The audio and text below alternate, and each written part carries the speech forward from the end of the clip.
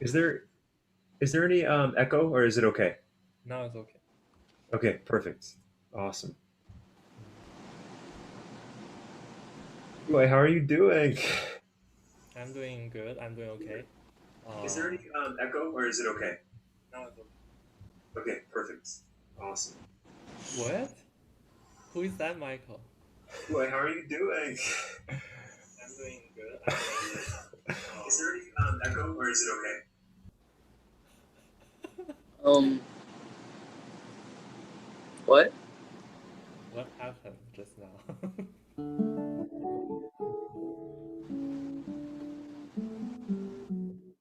Yeah, where is that coming from? Hmm.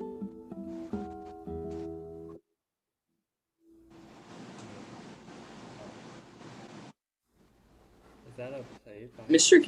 Mr. Kagan, oh, he says it's from him, I think.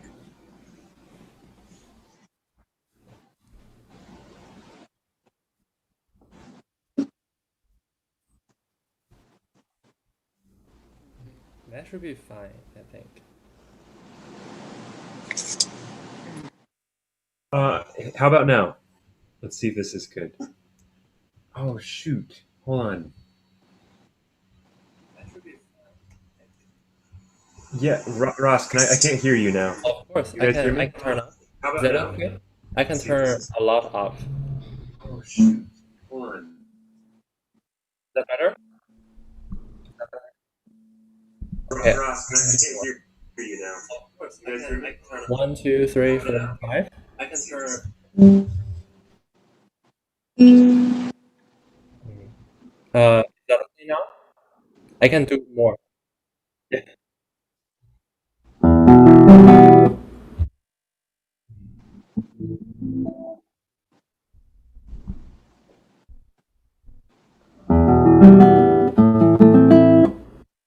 Okay. Okay. Ross, you have such a studio voice, like a pop.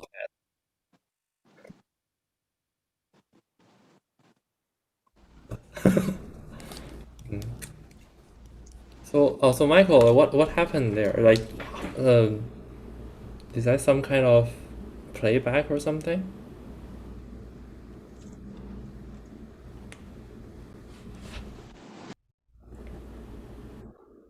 Um, Mike, are you still having difficulties? I think Mike might be having trouble hearing. I'll try to give him a call here and let you guys know. Yeah. So what if? Oh, Oh, there's there's echo. echo. Hmm. Yeah. So what if Michael wears headphones? Would that be better? For I don't know. Hmm. I can I try think Mike talking. might be having trouble hearing. I'll try to give him a call. I can hear you guys just And fine. Yeah. let you guys know.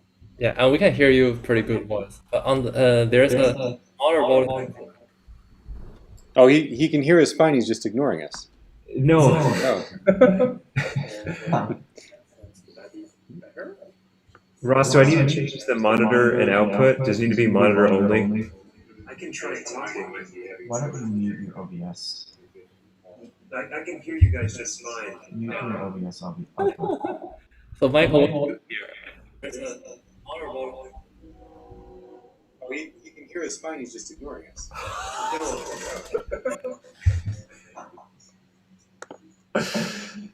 Ross, do I need to change the monitor and output? Does it need to be monitor only?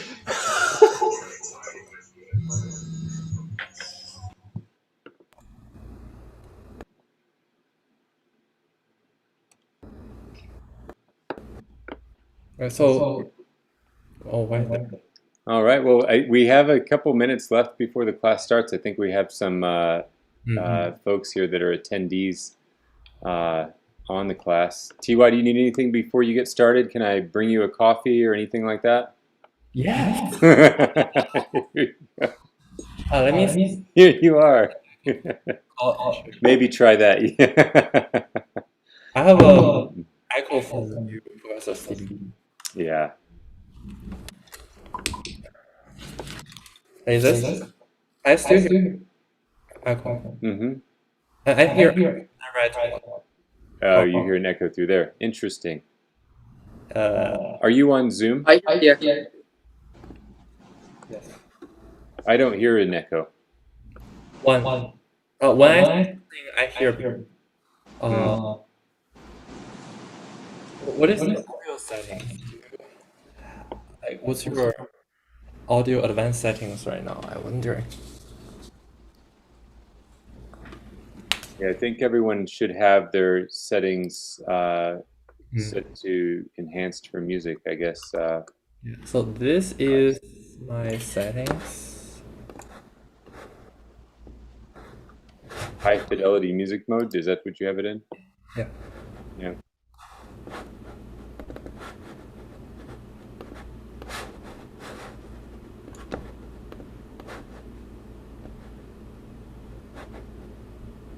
Give them a little while to work on it.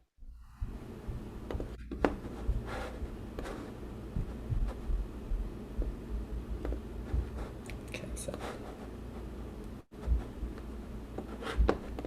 Why do you hear an echo when I speak? No, perfectly fine. So echo cancellation, I'm auto, and I clicked high fidelity music and use stereo audio. But I didn't click disable echo cancellation. Thanks, man. Maybe Hey guys, is it good now? Can you hear me? Yes. I've not had echo at all this whole time. It's been fine for me. So 1, 2, 3. Oh, everybody's good now. I think. High fidelity music and use stereo audio. I still hear myself. Click disable echo cancellation. Oh, you're the echo cancellation guy? Yeah. Hey guys, is it good now? Good now? You hear me? You hear me? Yes. So Michael, do you hear it too? That's the first time ever we. That's so funny. Oh,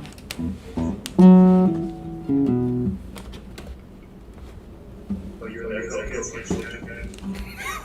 Yes, I am.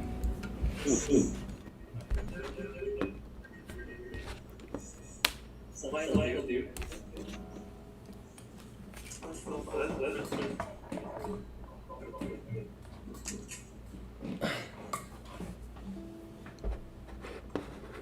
So Griffin, how old are you?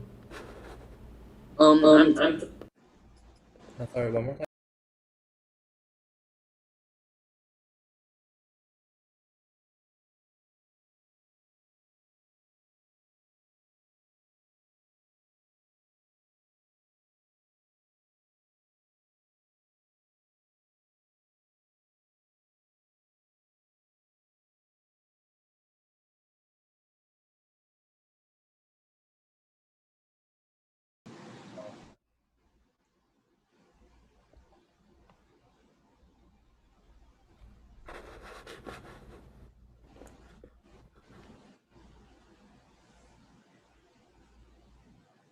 So do you go to schools by on your computer or you actually go in person right now? we're doing online right now.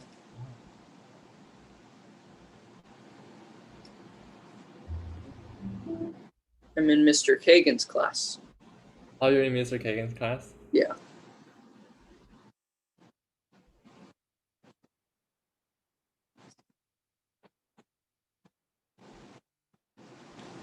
I am not hearing it at all from my side. I hear very clean sound.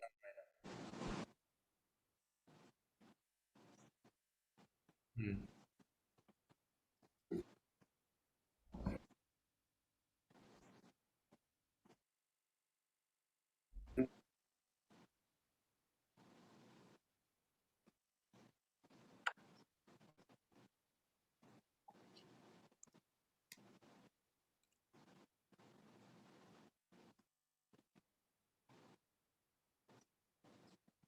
Oh yeah, I think that's great. Once we get everyone in on the call and we're all here, that would be fine with me. We can go ahead and join in on the call. Yeah, and Robbie is here. There he is. Okay, great, fantastic. Well, let's go ahead and start the class, and we'll hope that we can get the streaming to go out to all the various platforms working here soon. Ross, just a quick question about the Q&A session and the attendees. The attendees can all see us now on Zoom at least, right? So, okay, great.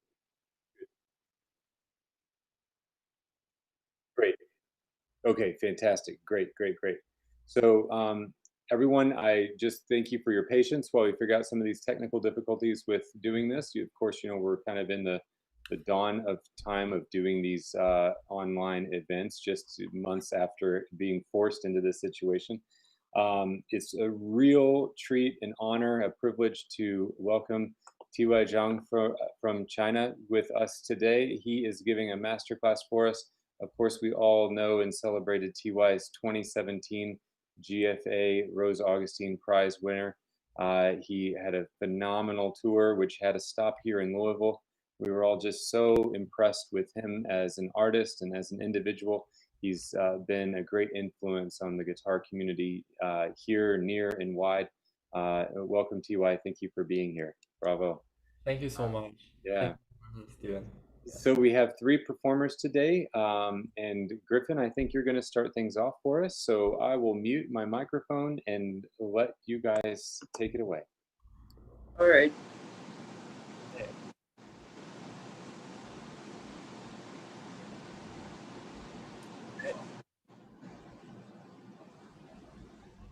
Griffin, I think we're ready for you to go ahead and start. Oh, okay. Tell us what you're playing. I'm going to be playing Estudio 5 by Fernando Sor. Fantastic.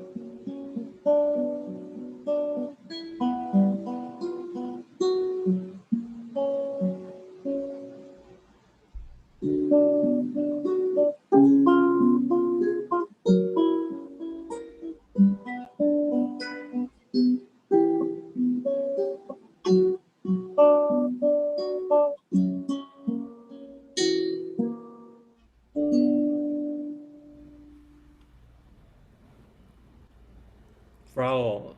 This is super nice, comfortable to see you play, watch you play, listen you to play.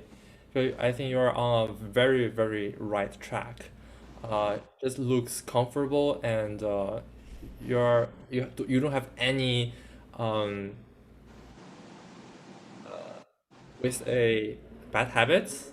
I think everything you are kind of growing right now is very, very, very good. So I'm very happy to see like a player like you to play, and then just, just I'm so happy right now. Okay, um, and also for 2 years, and you say you practice about 2 hours every day. This is tremendous. That means you really invested your attention while you were playing. You clearly didn't you know, watching your phone while you're practicing. Bravo. So, um, I really love you're starting to notice how to do things musically, and then I can hear your intentions about retard and how to separate we say the soprano voice, we call them the diamond tones, uh, away from all we say other maybe the pearl tones. Mm, there are so many things you could think about, and everything I say is suggestions from my very subjective view.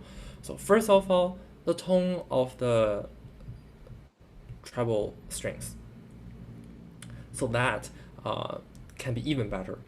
So we can, I mean, the fingernail has to be smooth on the edge, inside and outside, especially so our fingernails, the string is going across from left side to right side, inside to outside. So the place that are most crucial to determine whether you have a good tone or not is going to be the outside right side, which we normally don't pay attention. Whenever we file nails, we just file the left side and inside. Actually, the outside and the right side is very crucial. Okay, so if they're smooth, you're easier to have a very good tone. Okay, so the next step is how do we train our muscles to control even better?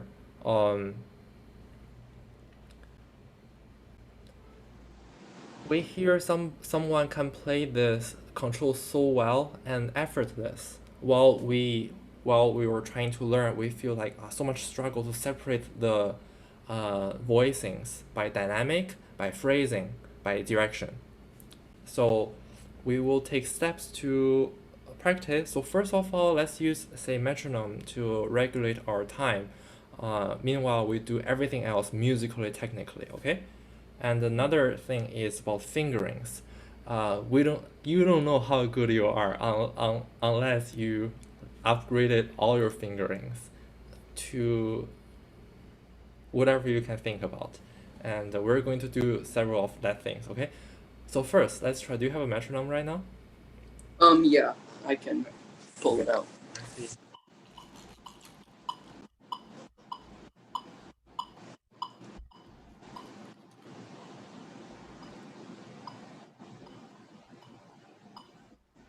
Okay, let's see around 80. So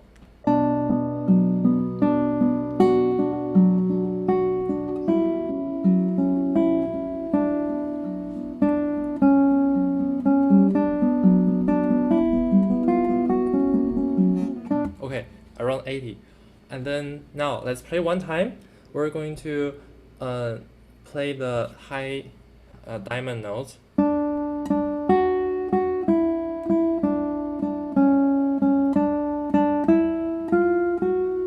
So this line we're going to pretend is a string instrument, is a bowing instrument. We are not going to hear, but is a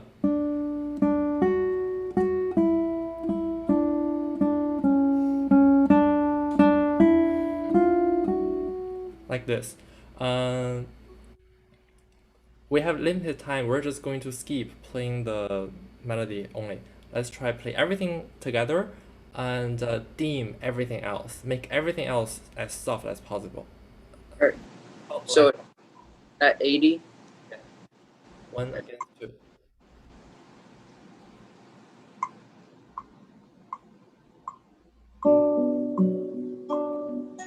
Even less on other things. Yeah.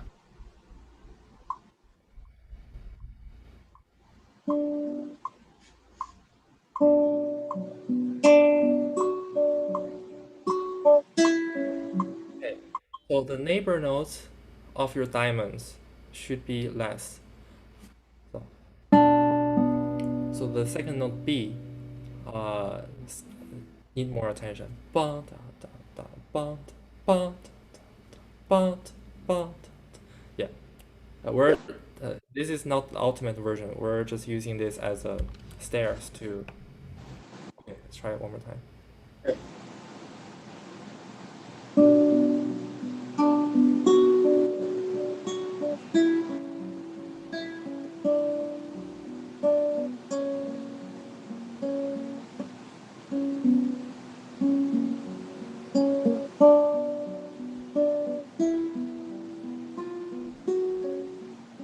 Very good. Question. The last two measures. Okay, these three notes. Dum ba dum, E sharp to F sharp.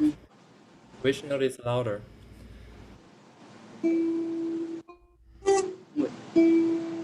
The F sharp. No. Yeah. The F sharp. Yes. We will naturally play F sharp louder. Everybody will do this. Okay, so would you try to sing the melody as if you are Pavarotti, like like dee dee dee dee da da. Sing as whatever you want. You can try out different versions. Just last three notes. Da da da. Then three notes. How would you Sing sing? them or Yeah, how would you sing it? Like you would sing da da da or da dee da or da dee da. What do you feel? da dee da Very nice. One more time. da dee da Very nice. Even better. One more time. da dee da. Okay, now sing one more time. Listen to yourself. Listen to yourself. Our destination is the last note F sharp. But how do we actually do our voices volume wise? One more time. You're singing beautifully, and just hear to yourself. Alright. Da dee da. Yes. So which note were you stressing out the most? Oh, the F sharp. Uh, Right. Dee da da. The F. The F natural, which is E sharp. Yeah. Okay. So the reason is, so a lot of music, this is the penultimate note to resolution. It's creating tension. So when the note is creating tension, we need to stress them more. And when they release, we actually play them a little bit softer. And how soft, how strong, every place will be different. Okay, let's try one more time. Can you just play the last two measures?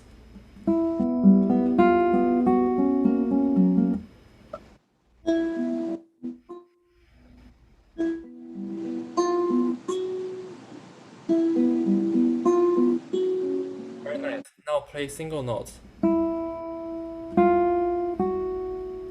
Right.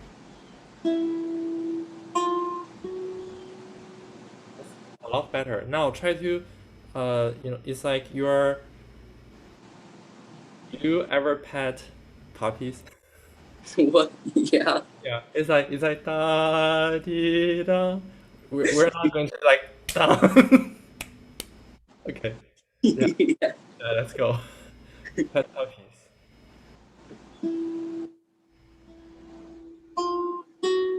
That's a lot better. You can use more flash and then a little bit more.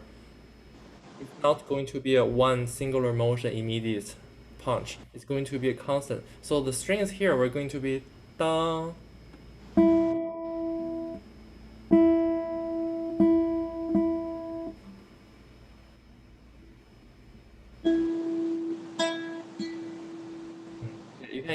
try rest stroke if you want.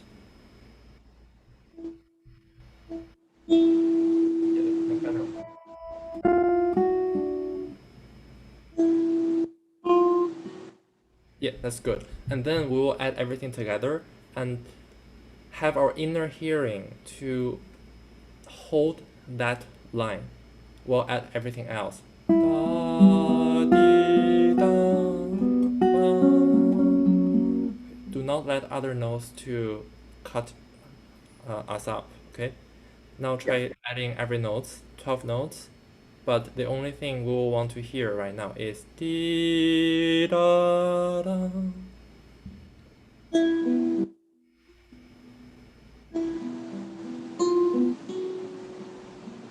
Sounds a lot better. I really like it. One more time. Okay. Try to make other notes much less. One more time.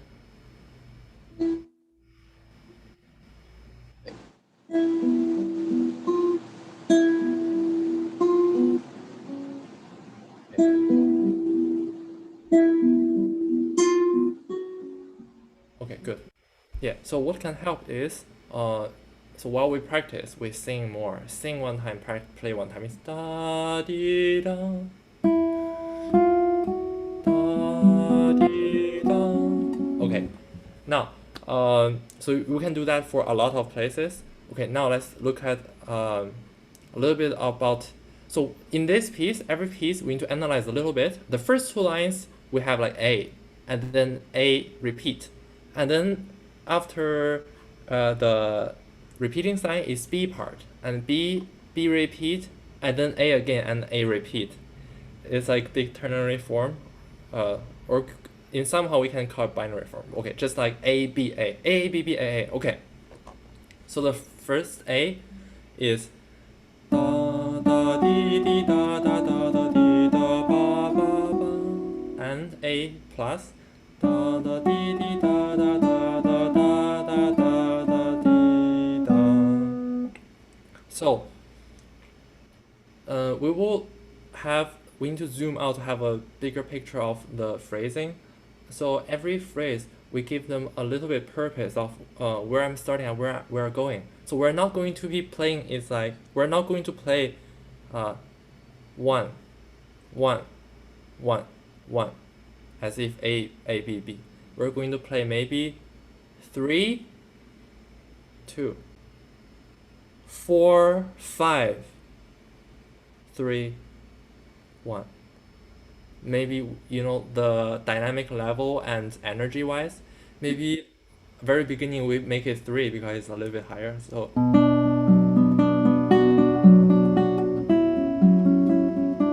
and then A repeat, maybe you could dial it down to 2, and then second part B section, maybe you could do a 4.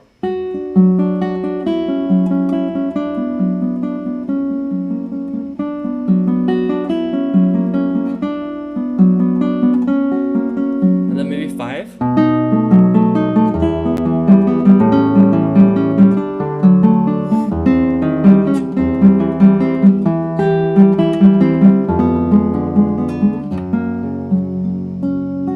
Come down and 3. So we do it doesn't have to be a storyline, you know what I mean, okay? Energy map, okay. Emotional map. A more detail about actually playing. Let's could you start from beginning, please? And I'll be very picky about connections between measures and shifts. Okay. Yeah. Sorry. Question: do you have original sound on? What? You have original sound on. Like in settings? Yeah. I don't have any settings because I'm on an iPad. Okay, it's fine. Let's go again.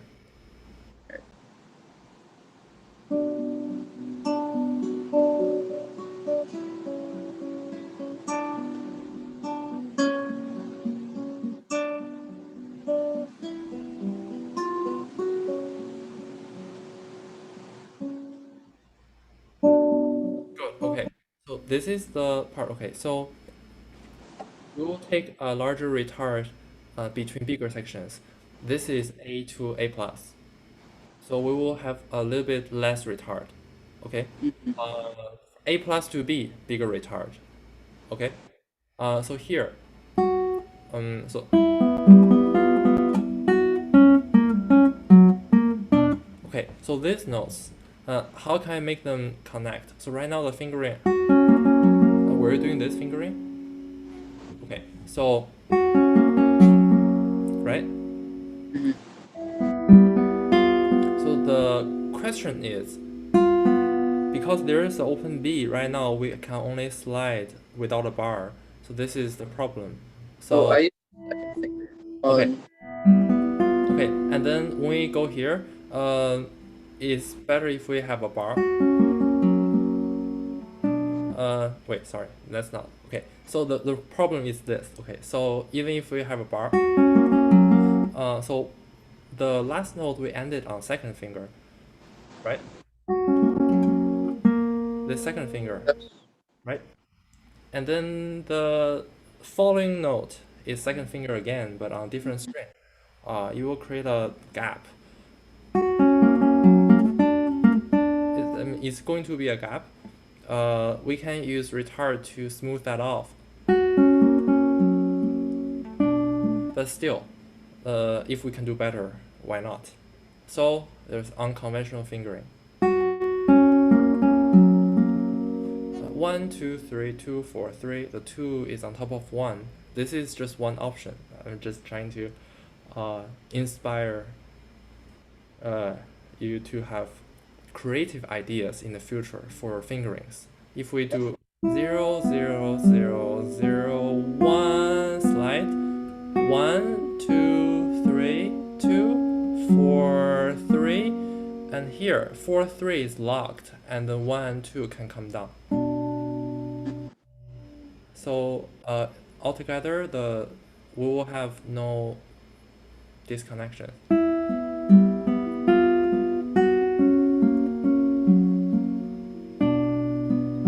So everything is really Yeah.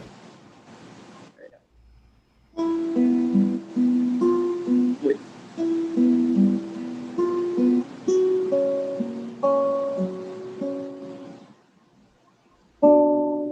Oh yeah. So the last note is A sharp, third string. If you play, Yeah. not second string, not is 3, 2, 4, 3. Wait, what did you say? The last note is third string A sharp, not second string. Oh yeah. Yeah, and this now, okay, and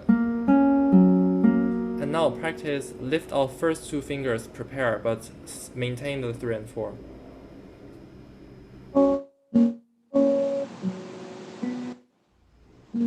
I've been doing it like that.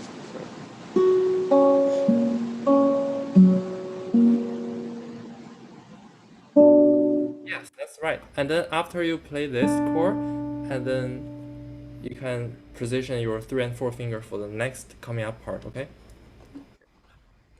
Okay, so now let's train the dynamic push. Okay. Let's look at the B section. Would you play B section from measure 5? 5 measures after B section. From there. So after the repeating sign, count 4 measures more and start. So after the repeating sign. Yeah. Like just there? Yeah. From here. Wait, no. No. Okay, count 4 measures more, starting from after. Okay. 4 measures after.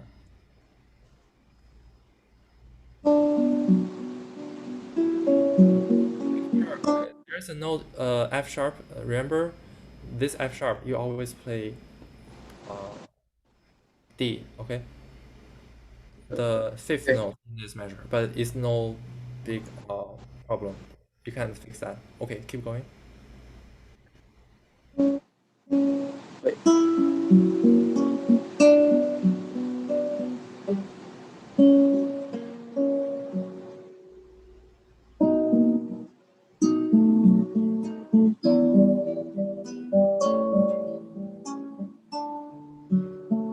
Okay, good. Let's have less retard, okay? Something like this.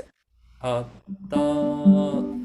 But you're doing really well for doing retard. That's a lot of good exercise for doing retard. Now we're just going to seize the how much we do it. Ba, ba, dee, da, da, dee, da, dee, da, da. Do you see there's a decrescendo? Why do we decrescendo? We're prepare for something big. So ba, ba, dee, da, da, dee. Dee, dee, da, dee, da, dee, dum, dum, bum, bum, bum, bum, dee, dum, bum, bum, bum, bum. Here is the big B section ending. Back to here, you can take a longer time, okay? Now let's Yeah. try starting from the old place and then gradually calming down. And then inhale, dee da bi bang bang, dee dee da, dee dee da. Okay, so am I able to share a screen here? I think so. Yes, you should be able to. I think Ross can or Mike can enable that if necessary. So it's now, wait, do you see my screen? Yeah. Yeah. The score, right? Mm-hmm. Okay, so now we're starting from here, right? Yeah. So try this. So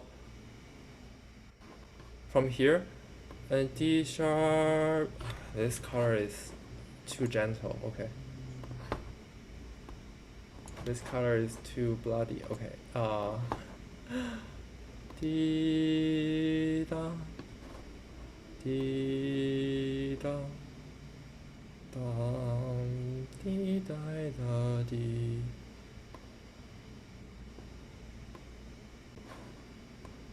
Okay, so in every little phrase marking, so the first note is going to be louder than the second. It's resolution. So it's dee dee da dee bi da ba dee da dee dee da. Okay, this one is just a big climax, but all the rest is dee da. Okay. Alright. And then here has a big retard, right here. Okay, boom. And then subito piano. And here, crescendo at the end.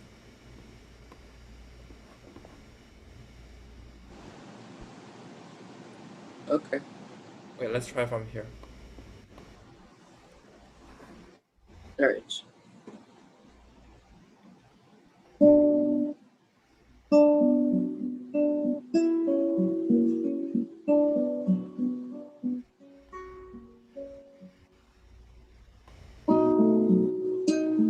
Wait. Oh, sorry, this one is less. Yeah.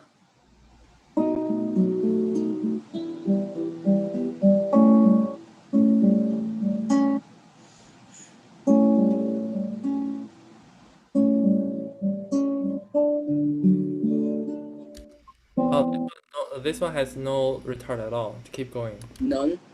Non-retard.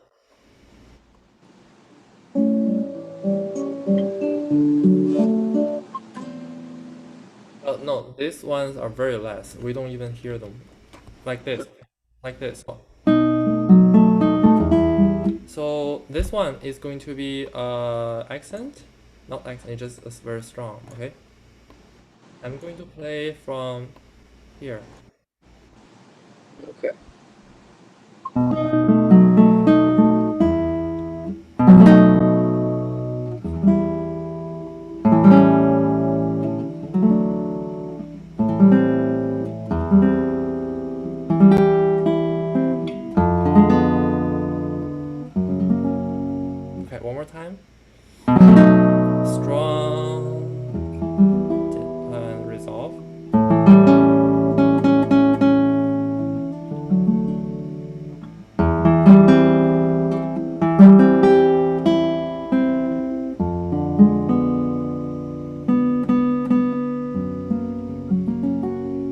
the harmonic direction, okay?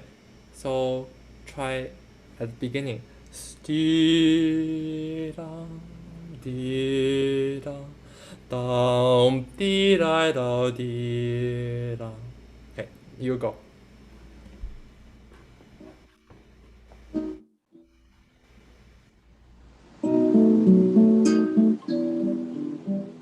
Huh. Nice.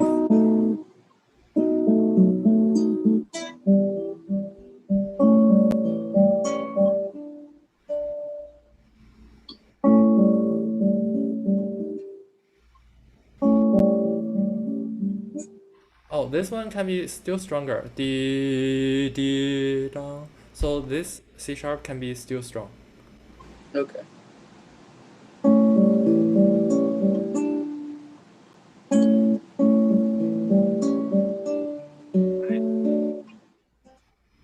But Very nice. okay. So I'm gonna keep going. Yeah, keep going. Yeah. Alright.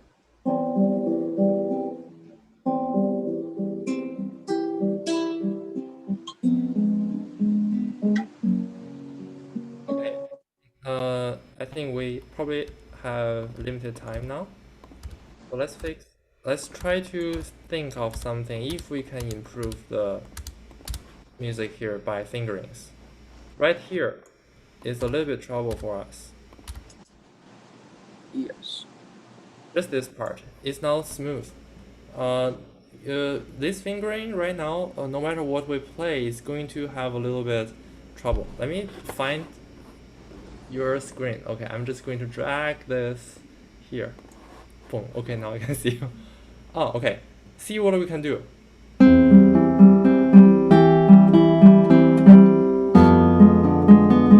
Okay, so da di da. So right now this is 2 and 1. You go away, menu bar. Okay, so maintain this one, maintain all the way over 1, and then this one. Second finger change, third finger go here. 0, 3, 0, 0. Okay. And then this third finger, you will know this as 0. This third finger going to slide over to this and change to 2. Let's try that. So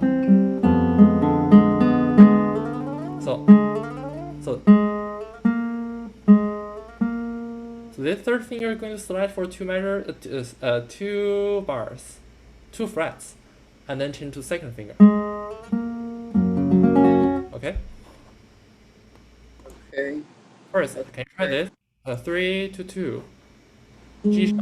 Okay. One more time. We want to hear the Okay. rudiment.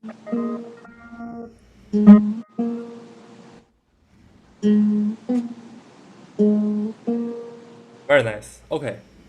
Now try this.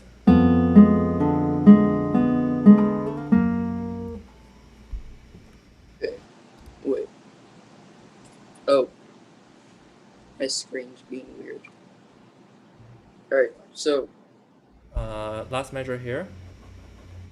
I can't see anymore. Oh, sorry. I'm making this so small. I'm so sorry. It's okay.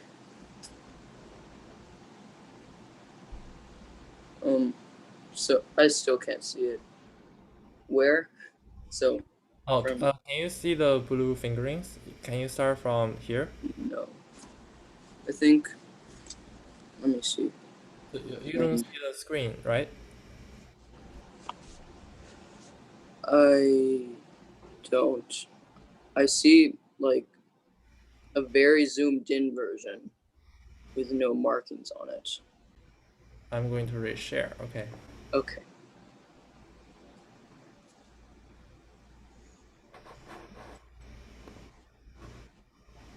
Okay, can you see? Okay. Yes. Now I can. Oh, yeah, I didn't share it right. Oh my god. Okay. So. We don't hear the slide. So.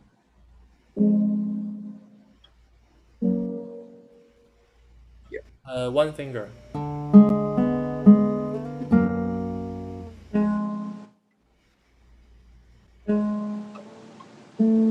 Okay. Bass out. Wait, what? The bass here is going to be out. We don't have bass here. Only Oh. slide the third finger. Okay.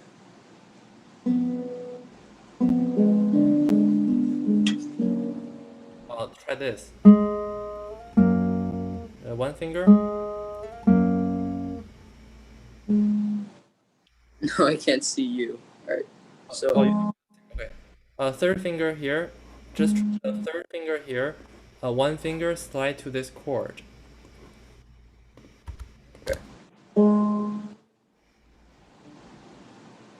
so Exactly. You're doing very well. Oh, repeat 2 more times. so repeat it. Yeah. Can you do one more time? Yeah. Very nice. One last time. Yes. So we want to hear this slide. And a little trick is to stay longer before you slide. Don't do it. Stay a little bit longer. Very nice. With bass. Arrive on the chord. Di-da. That's the best. Okay, good. Now let's try from here all the way to the end of this phrase. So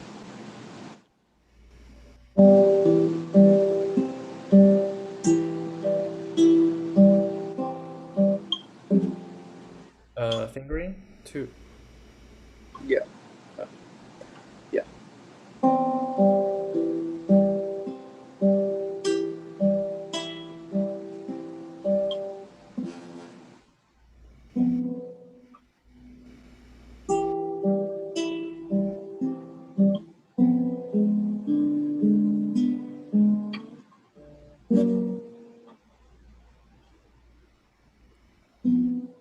Okay.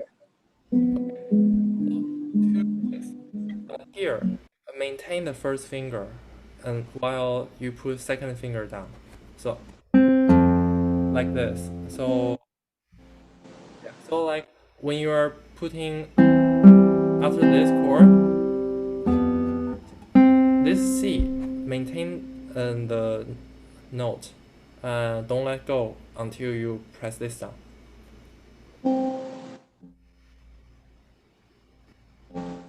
Okay.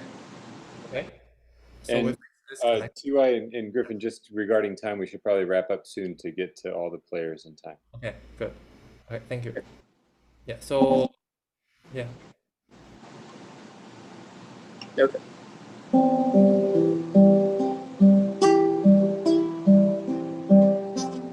Yes. Nice. Oh. Okay.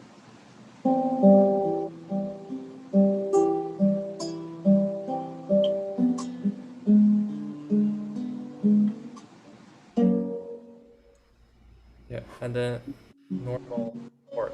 Yeah. Yeah. So how do we practice? So practice like this. Very firmly.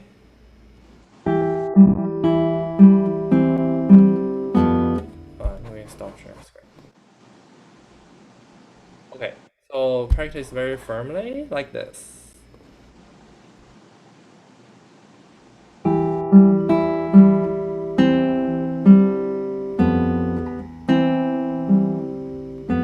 Just practice this connection.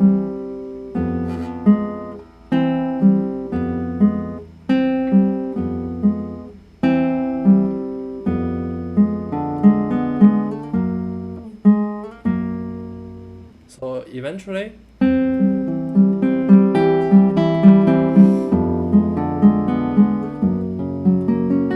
okay, this is just one option, one idea, one thought. So in the future, when you encounter many music, many difficult plays, you don't need to do this all the time. Only when you think, this is not sounding ideal. Maybe my fingering could change to a better one. Then you try to figure out like 3 versions, and you try them out, see which one you like the most. And they won't be traditional fingerings, but they will work. And they will need some extra energy and effort to make them work. Okay, but you're doing well. Okay. Thank you. Yeah, beautifully done, Griff. We're going to switch now to Cameron Julian, who's going to be playing Adelita. So, Cameron, make sure that you're all tuned up, and the floor is yours. Oh, Cameron.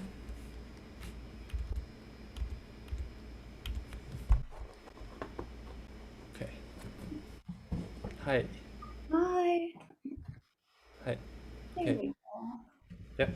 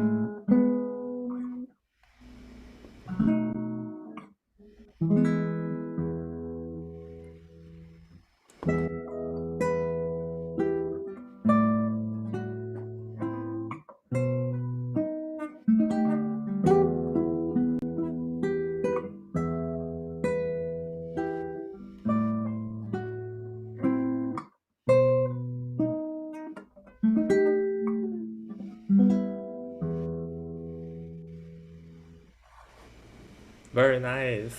Thank you. Okay, so would you tell us like how long have you been playing guitar? I've been playing guitar for 8 years now, but I've only been playing classical for about 1.5.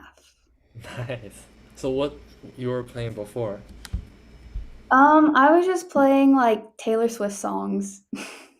So you can sing very well. A little bit, yeah. Okay, so that is a yes. That's a confirm. Yes, I can sing. Okay. Okay, very well. So should I share a screen? Okay, I'll just share a screen now. Okay, so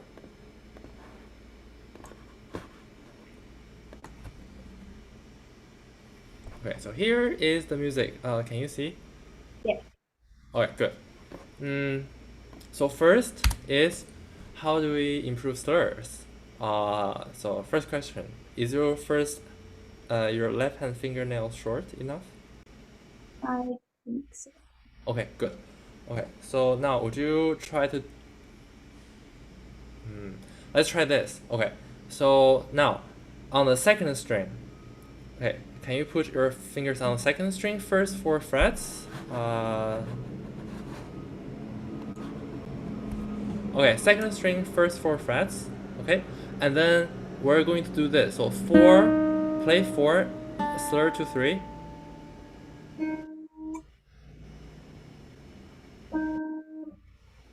Yeah, very good. Okay, so the thing we're going to do is like this. I'm going to play first. So 4 to 3, I repeat, and then play 3, slurs 2, and play 3, slurs 2, and 2, 1, 2, 1, 1, 0, 1, 0. Okay, so the game is we're going to do left hand right stroke. We're going to pull our fingers to the next string. Okay, let's try this. So let the first string to stop your little finger.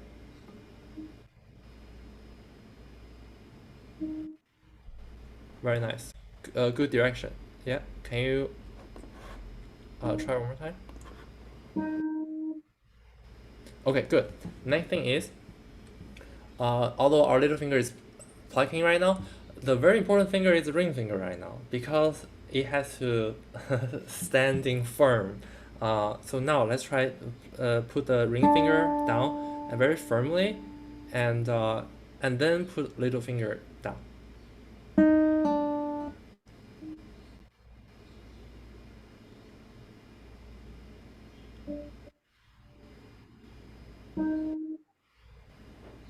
Yeah, it's getting there. It's very nice. Okay, now try next one.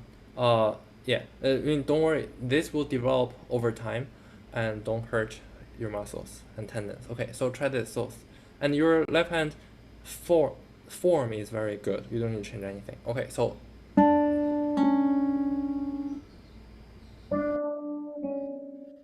very nice. And then now let's try this. So it's like when you pull the finger, when you pull the third finger, your second finger needs to hold straight. Do not pull together. Resist pulling down together. So now can you try one more time? That's really good. Now, aim. The pull direction, aim to the next string, aim to the fretboard wood, aim to your palm, the center of your palm. Think not only down, but go inside.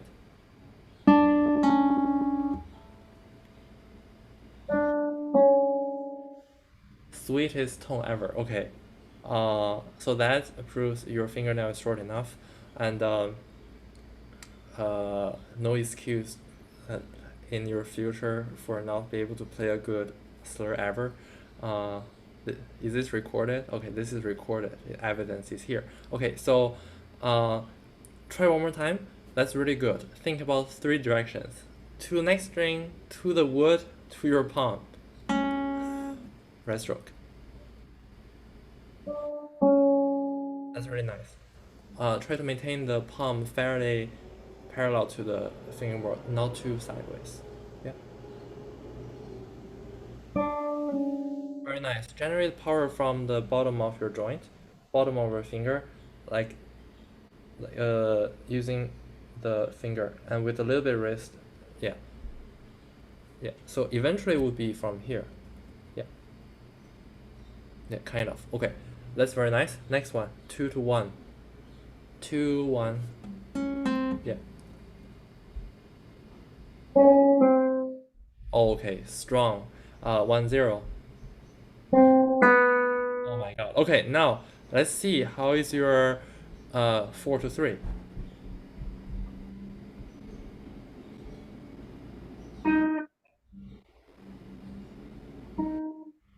Okay, now let's try 4, 0. 4 slur to 0. What is that?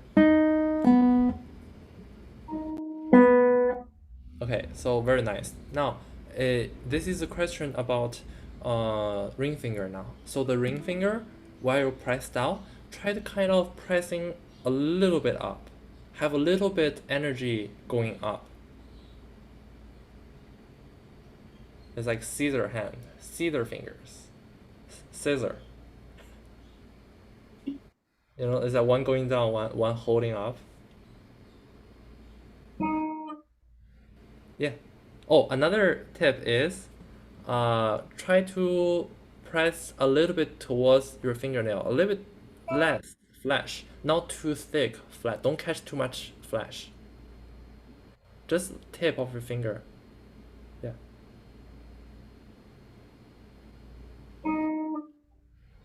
Okay. So say this is the fingertip, okay? Say this is the fingertip, this is your fingernail. Just press, wait, oh yeah, so just press on the edge here. Don't go too deep. Otherwise you will have so much resistance while you pull.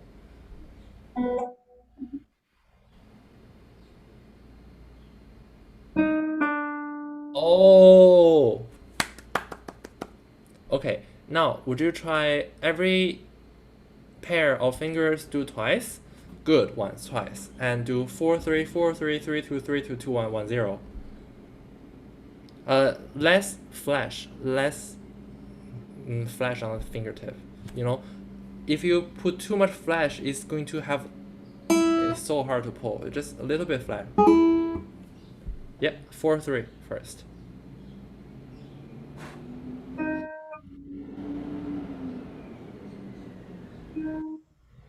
Ring finger maintain steady. Ring finger kind of pushing up a little.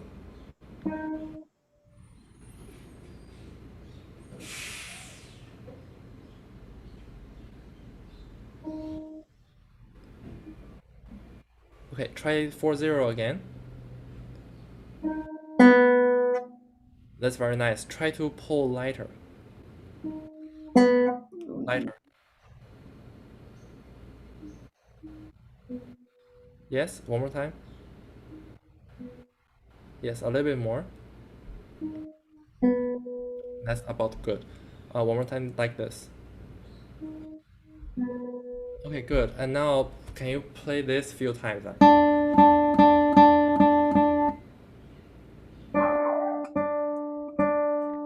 Right now, your fingers very, very well vertical. Now, kind of put it a little bit flatter and then kind of pushing up a little. Try to push up.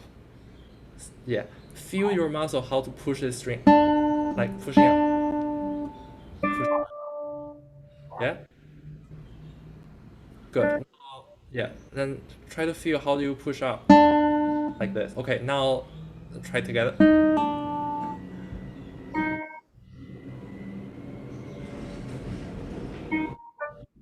Yeah, that's nice. Yeah. So you can use all these kind of combinations to train the muscles. You can do it, okay?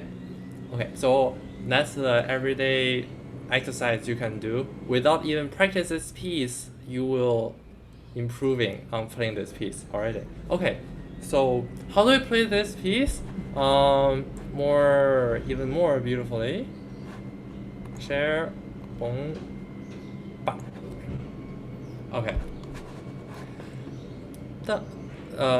There's a truck outside picking up trash for this building, and thank you for them, but okay, it's a little bit noisy. Okay, so da dee da, da da da. So these notes, we can give a little bit of vibrato.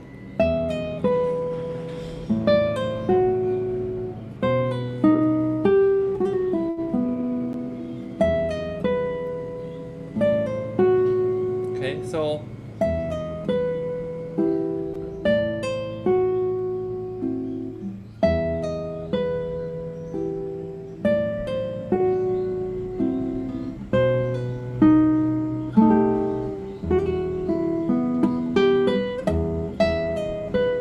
okay, now try you try one more time. Try to have this notes vibrato a little bit. Lean. The direction is leaning to the B, leaning to the F. Pa-la-dee.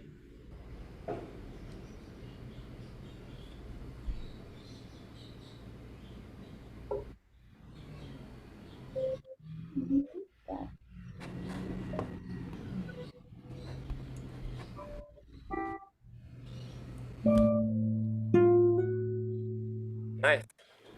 Can you try from beginning again?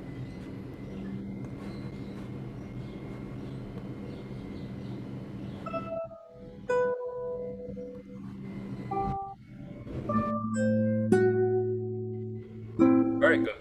because this is a slower piece, we're going to try the vibrato a lot more gentle. Is this noisy for you? Okay. Okay. So it's going to be very mild. Okay, it's not too fast.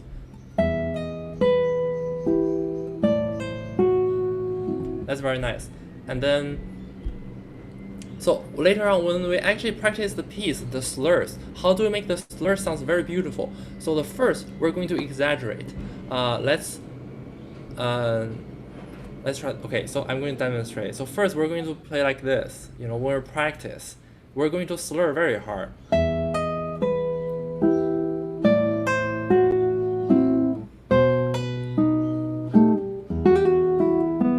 Just play, you know, once or twice. So we're very powerful on the slurs, and then when we relax, they will sound super smooth. We do not want to sound like di da. We want sounds di da da very smoothly. So first, because they're weak, so we push the weak to even stronger. Okay, and then we relax. So for the phrasing, da da dum, ba da bum, da da di da di. Da da dum, ba da bum bum bum. 4 plus 4. So on the end of the first 4, this 3 note so and on is actually pushing towards the next principal note. Okay, so can you try one more time? So da di vibrato, vibrato, and so here is a big decrescendo, and this is big crescendo. Okay. Okay. Now you try from beginning.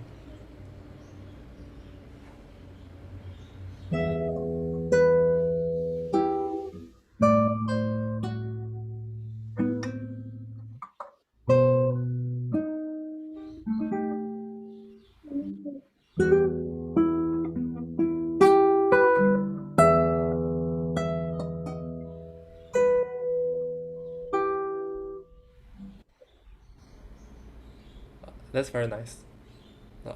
Sorry, are you able to see the screen? Yes, it froze up for a second. It's all good now. Oh, okay. Okay, that's very nice. So that's the first section. Here. Dum ba da da dee dum. So the top notes, we want them to sing to maintain even longer. So one big question for all guitarists, classic guitarists especially, is how do we play legato and hold the notes longer? How do we manipulate the naturally dying out volume to make them alive, make them live to even crescendo? So for sometimes C for so this could be an illusion of crescendo. So we play a note, and then later we use the kind of manipulate the frequency and the vibration to accelerate the vibration to make it. Otherwise, it's just like. So that is one example. So here.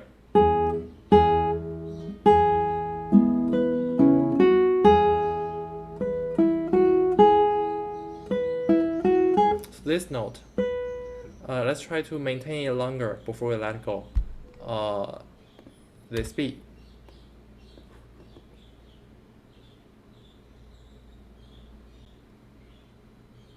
Okay.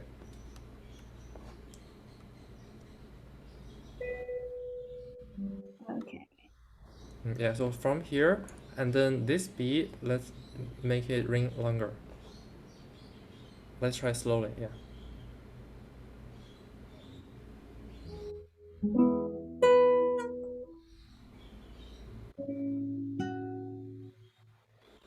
Okay, so it's like this. So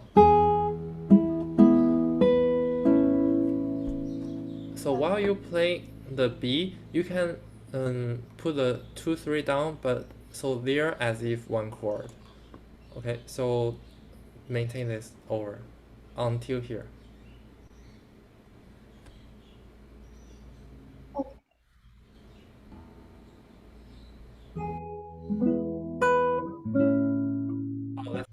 that's very good. Okay, so like this. Okay, so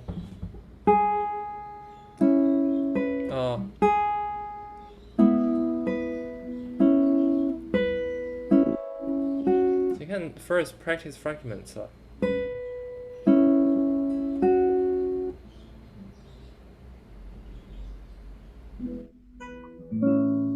Yes, that's very nice. Yeah, so first we practice the muscle, kind of muscle memory. So we're going to change our muscle memory from to, unless it has to go, we maintain the note in this area. Yeah. Oh, okay. You don't have a score, right? I have Okay, not. it's okay. Yeah, so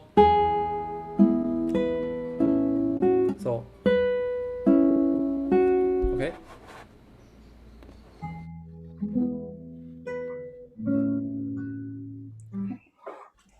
Yeah. So basically, after we play dum dum bum, and then this note carry over, and we play that. Okay, so that's for the legato thing we need to notice. And here, this part here is a big trap for all guitarists. So no one can play this beautifully easily. So there's a little thing in music is right after a grace note, you could maintain that note a bit longer for musical gesture. For example, not here, and then here. So you don't have to play.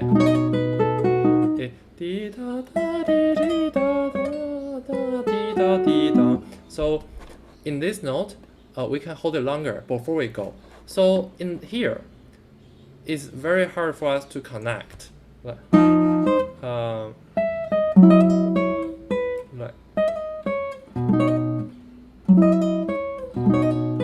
is you're holding a big bar and then you need to slide down from 9th fret to 7th, right? So that is not very friendly.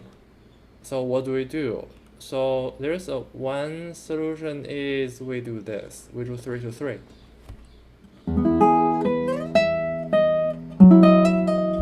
Why is this 4? This is 3, 4, 3, and then 2, 3, and then 2, 3. Okay, so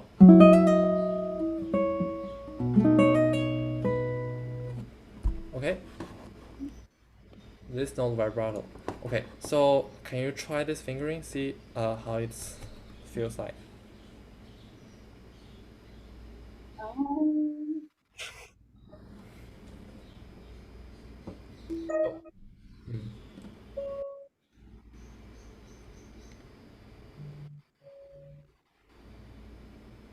Oh, that makes sense. Okay.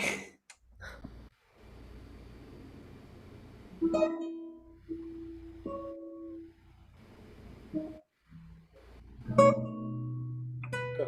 Hey, that's very good. Yeah. Oh, can you do one more time?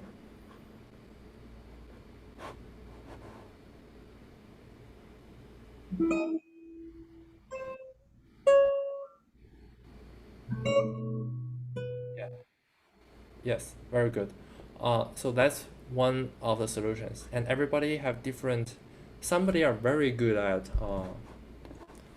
like somebody are very good at doing half bar on the bass, like they can make sure, or they can even do like middle finger this. I just basically train myself to do that because I need to play a piece like all over middle finger half bar on the bass. Like this. We have to play like this, otherwise either we suffer our ears that we cannot hear the beautiful chords the way we want it, or we have to suffer our fingers to do the work. So we can be like, oh, that sounds nice.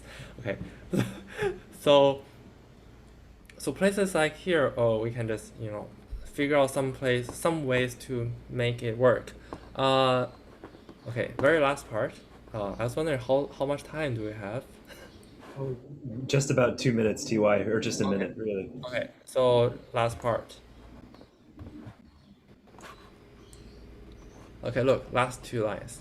This, we can make it more natural by sliding.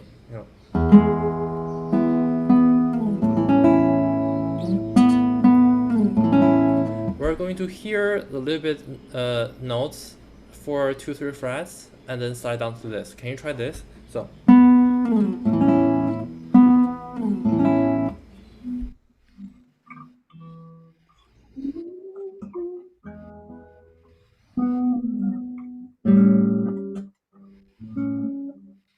Very nice. So the pressure is from heavy pressure, slightly release pressure. Okay, so it's accelerate. Dee-dong. So at first it's going to be heavier, but later it's going to, just take off. So. Yeah.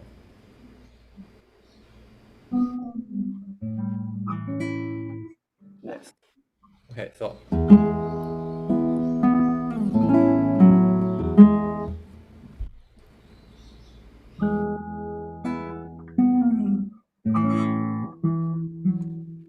Very nice. So for sliding, we have so many different kinds, like okay, I'll just do this. So it's for this case, it's better for us to maintain the note, really project the note pitch first before we go.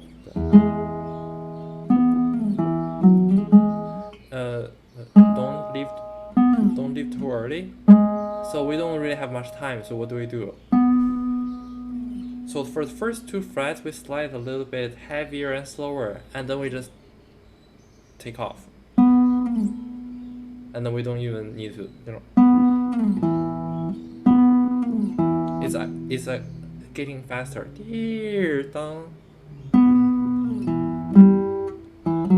Okay.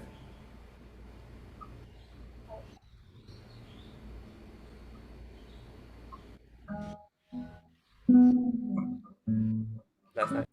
Yeah. Yeah. Okay. So, that's very nice. Okay. So, I think my suggestions, if I were you, how would I practice is going to be every day before practice music, try different kinds of combinations of exercises, enhance the facility muscle, and over a few months or a year, you feel much more confident and comfortable to play all these pieces. Okay, have very great instinct, musical instinct. Yeah. Beautifully done, Cameron. So proud of you. We're going to switch over to Robbie now, who's going to be playing Etude 4 by Leo Brouwer. Robbie, make sure you're tuned up and when you're ready.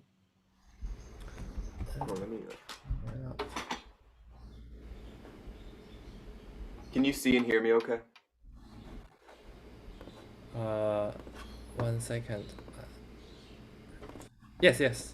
Robbie, right? Yes. Okay, I can see you. Yeah. So, are we playing Brouwer? Yes.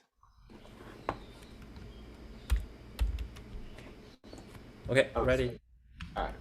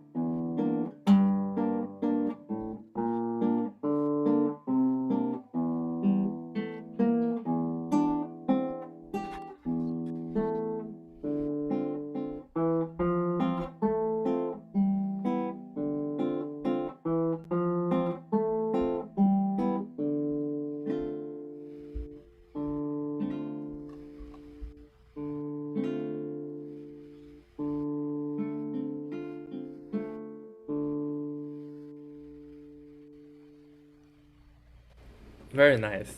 Thank you. Yes. Okay. So Leo Brower, do you listen to other his other compositions sometimes? I haven't yet, actually. Okay. Okay. So a lot of things like when we're learning a new piece of music, what do we do? Uh, One very efficient and effective thing we can do is to hear first to hear this piece, of course, hear the particular piece, and then branch out to the same composer's other works, so we Yeah. can get a grasp of and then we can maybe hear the similar national identity or style identity or period composers, okay, or even different instruments, so we can just branch out even larger. So for Leo Brower, a lot of his music is minimalistic, which means having an idea and then repeating it and doing variations. It's like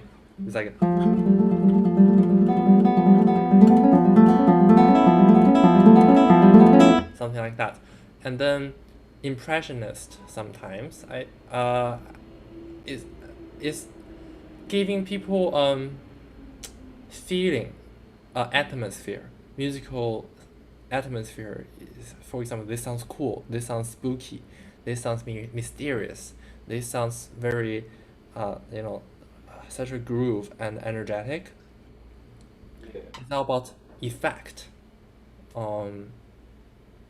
So for example, for this piece of music, this etude is training our how is training our ability to execute a wide range of dynamic, articulation, attack, and control in order to create a very cool effect. Yeah. It's nothing mellow or melodic. It's almost as if this could be a percussion concert. This is like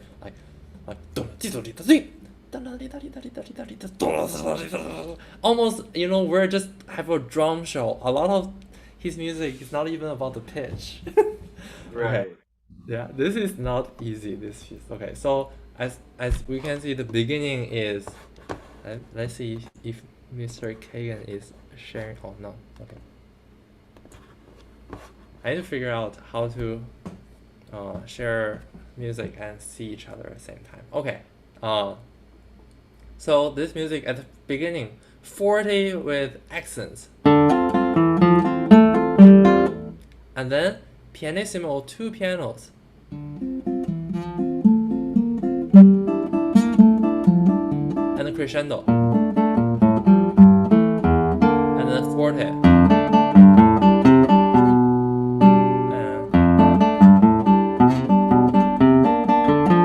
Okay, and then forte, and then retard, and then piano.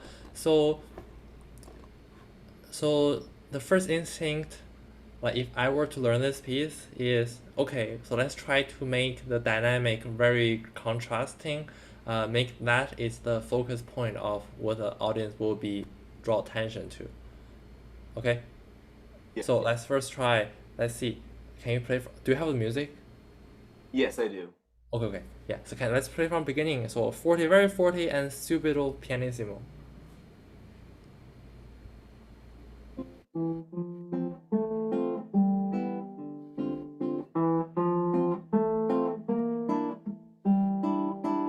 Oh, okay. So the pianissimo. Do you see where is the pianissimo? Can you see it? Wait, hold on. Okay, I'll share my screen. I think it should be better. Okay, I'm sharing screen now. Can you see the score? Yes. Okay, so forte until here, and then pianissimo. Keep going. Okay, let's try that.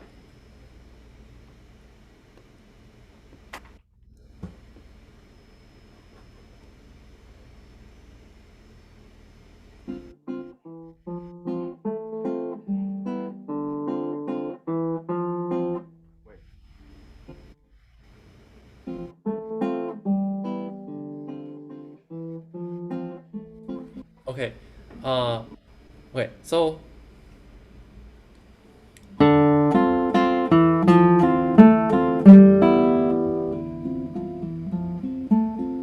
the very bigger contrast. How loud can you play for 40? Let's try.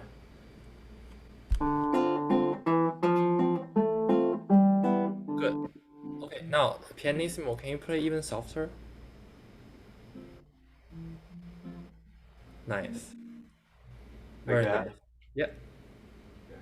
Okay, so that is one. Okay, another thing about how do we play chords? Okay, so how do we play chords? Okay, let's see. For example, this one.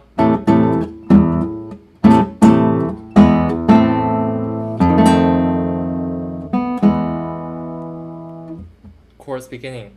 How do we play chords? Right.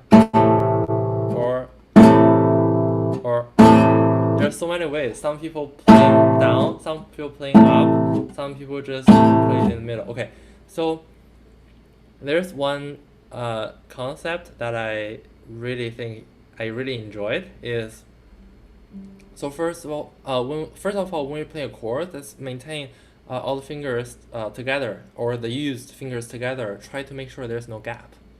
Okay. Yeah. So first, for example, let's try this. So, can you try this? So, just open 3 to 1 strings and to make sure they're not like this. Complete. Oh, sorry, I'm not. Okay. So it's not like this. So it is like this. So all 3 fingers, IMA fingers, they're all tied together, not spreading out. Tied together. Okay, and now we're going to. So basically, eventually, if we're playing very strong and fast, either way, we're not going to really pluck with our fingers or hands. We're not even going to move that much. It's like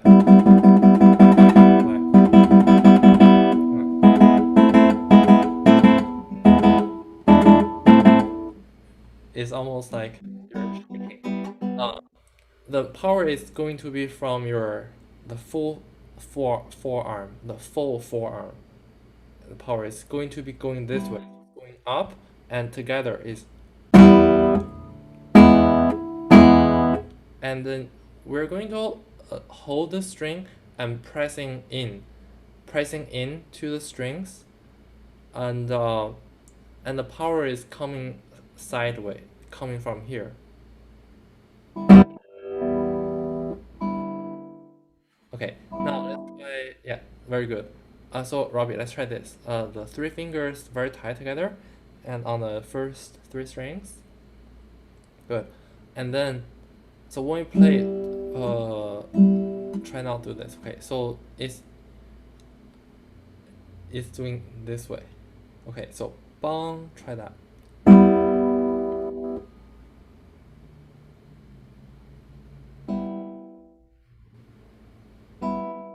Very nice. And then even more pressure inside. Press the string even deeper. Yeah. Okay. Now put your thumb on the 6th or 5th string. Okay, nice. And then we don't even need to do that much motion. We just need to. That's nice. Okay. Okay. Now rotate the hand a little bit towards bottom. So I mean rotate a little bit this way. Yeah. And then now. That's very nice. Yeah. One more time. Yeah, that's one. Yeah, now let's try this.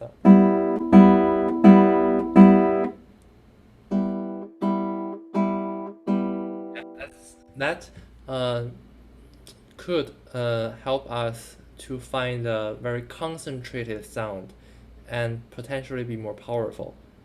And in the future, it's like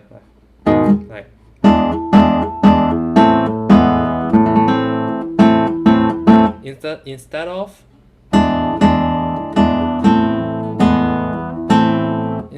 if we plug everything inside this way, is the first approach to training chords, just playing together. this way could have a bigger depth, could have, and everybody's different. There's just one method I really enjoyed. Okay, so in this piece, you could try this. So close together the first two fingers and M. So like very project. Yeah. Like that. Nice. Very nice. Yeah. So the power is coming from your elbow. Like your whole is like this, and nothing from bottom. The bottom is very fixed. It's like you're ready, and then bang like that. Okay. Yeah. Okay. Good. And then now let's try from beginning again. I'm going to share screen. So when you arrive the pianissimo, let's try a lot more softer here, okay? All right. Wait. Okay, here. Yeah.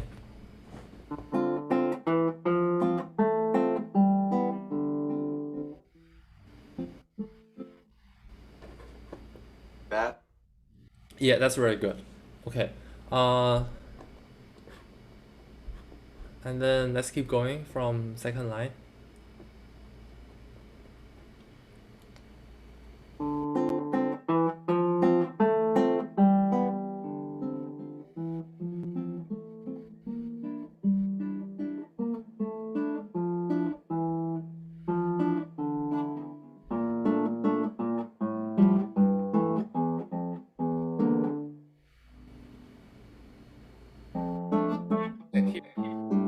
So Robbie, here we have a crescendo to 40. So now let's try from the crescendo part. Try from the crescendo, and Yes.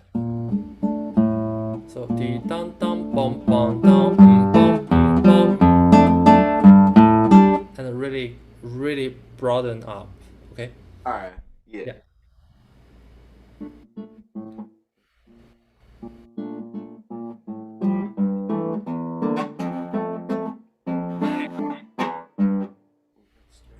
Oh, another thing, when we play louder, intentionally play a little bit closer to the right side, a little bit closer to the right side. The string can be tighter. We can hold more power there. Okay. So from here,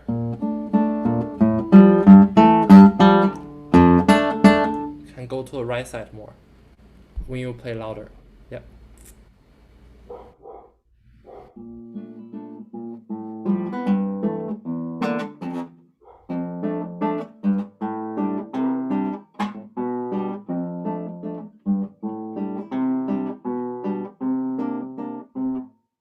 Also, I'm sorry if you can hear my dogs barking upstairs. No, it's not bothering at all. It's All right. add to life. It's nice. I won't have a dog. I don't have one. Yeah. Okay. Okay. Another thing we can do, there's one thing I want to talk about. It's about posture, sitting posture. How do we maximize our body? Or before that, pieces like this. There's not really much about lyricism, legato, or anything melodic. So how do we make this more interesting? By dynamic, by speed, by impact of performance. For example, we look like this, like. Oh, sorry, I didn't stop share. Okay. So if we look like this.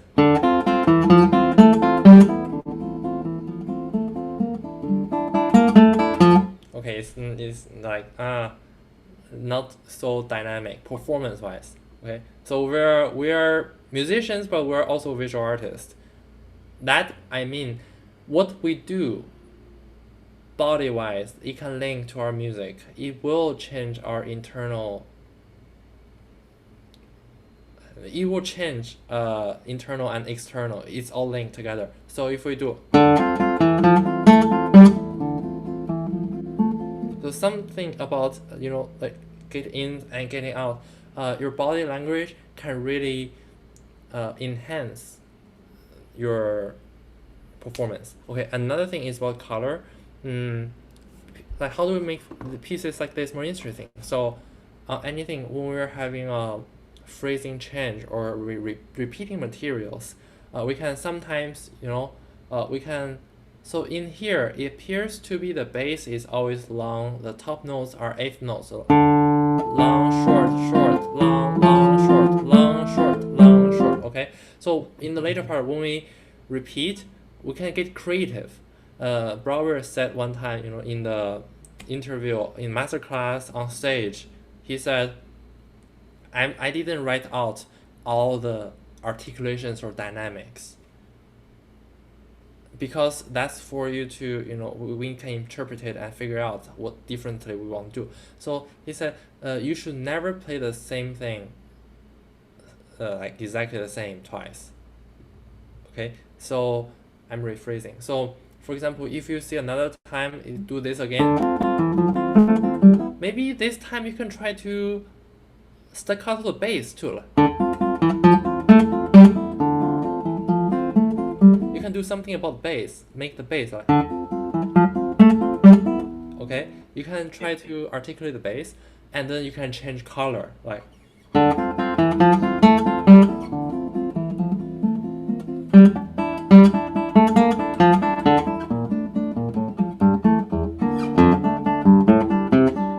Something like that. Change colors, change articulation, and yeah, I think that's a lot to think about. This piece is, yeah, this is about contemporary music. Okay, now let's talk about posture, right? So, okay, okay, so something about posture, I feel like because you have very long legs and long arms, right? So how do we? The posture seems I feel the guitar, the left, the guitar head part could come closer to you somehow. So right now it feels like it's going out because when you first were playing for us, I saw your left hand is very out, like your wrist is super like 90 degrees in order to play. So if you bring that a little bit closer to you with your footstool or anything, it can be easier. Yeah, so I think the first instinct is how do you feel with a higher left leg? So either be guitar support or footstool. Yeah, this feels good. Oh yeah. I'll raise my footstool a little bit. Yeah.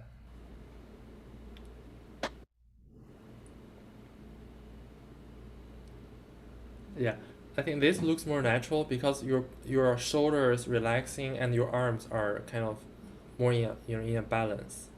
Okay. Yeah. Yeah. Okay. And another thing is you could experiment about how close you want the guitar to your body. So right now you're more like this. Right side is very, very inside like this. So you can experiment. What if you let the right side slide out a little bit, the other way? Okay. So let the fretboard come a little bit closer to you. Let the fretboard come closer. Yep. That's really nice. Right now it looks very balanced. So let the guitar's bottom come out a little bit, and then just balance it so your left hand is not so tearing. That looks so much better. Actually, how do you feel? It feels good because this part right here, I was struggling with that stretch, and this made it much easier. Yeah. Okay. Yeah. So. Okay. So right now, for this piece, I feel like for all the important points we have, dynamics, articulation, try to make it more interesting color wise, and then how to make, when we have a big sound, red stroke and then chords. I think all that we've talked about. Also, do you have any questions in general or for practice or anything else you want to talk about? Not that I can think of right now. Oh, okay. So T.Y., that's perfectly timed, just about. If you want to, Robbie, it was beautiful, man. Well done. It was great to watch you grow with the piece. T.Y., do you want to we can take a break for a second. We go right into your practice lecture if you want. It seems like you were just about to tell Robbie if he had any questions about practicing, but that's going to be the next hour, right? You're going to be talking all about practice. Yeah. So I think maybe for everybody, have a 10 minutes break is better. I don't know. Let me check in with Ross or Steven real quick. I think they would. That sounds perfect. That sounds ideal. We can just take a little 10-minute break and refresh, kind of absorb all of that great content there. Go learn another Brower etude, and then come right back to it. Okay, awesome. We'll see you all in 10 minutes then. Great. Stay on the call. Yeah. Okay, thank you. About 45.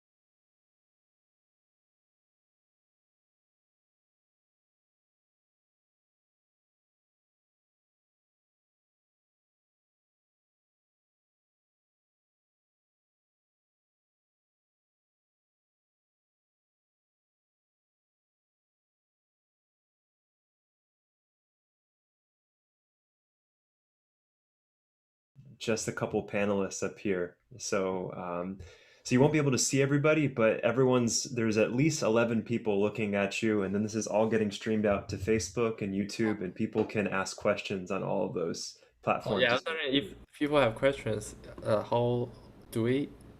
Yeah, they'll get sent.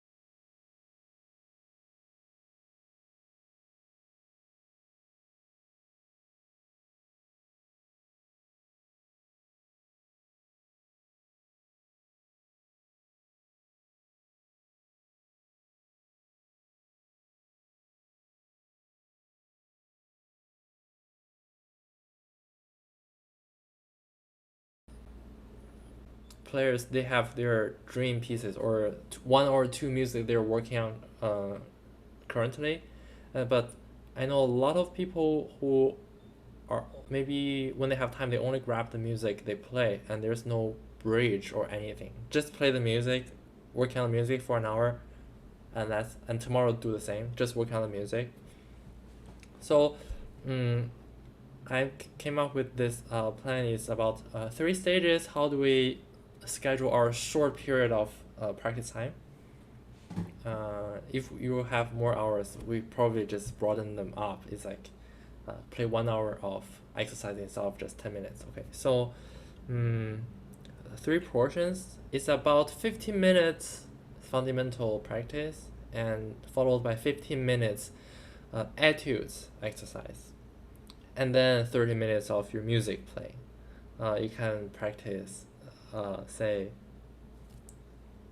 Capriccio Arabe, or like the La Cathedral, or the story variations, anything you want for the last 30 minutes. Okay, so the first chunk, how do we play exercises?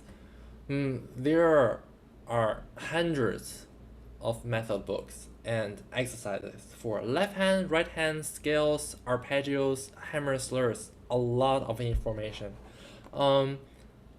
What is most important is not what you play, is what you play with.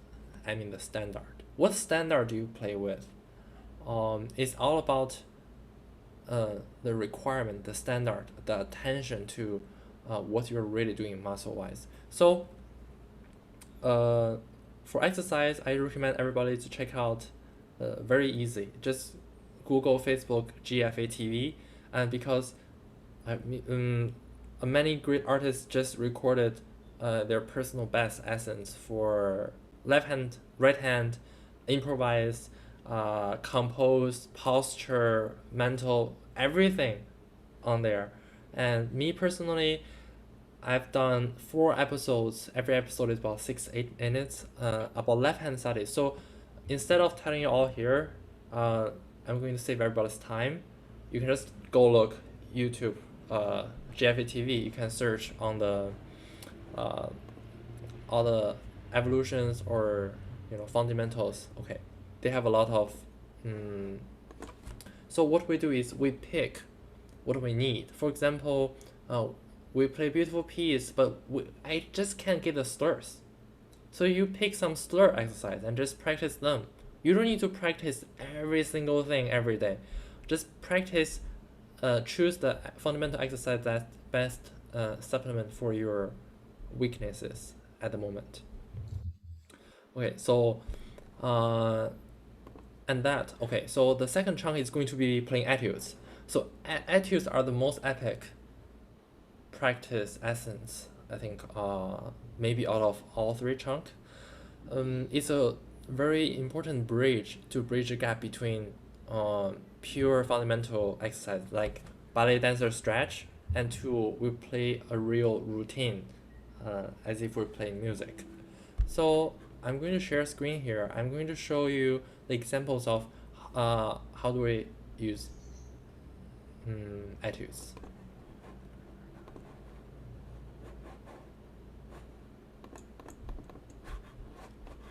Okay, so this is the screen. Okay, so first, the first example. Okay, two etudes examples. First example is Carcassi number 15. So this is how it sounds like. So I'm going to play plain first.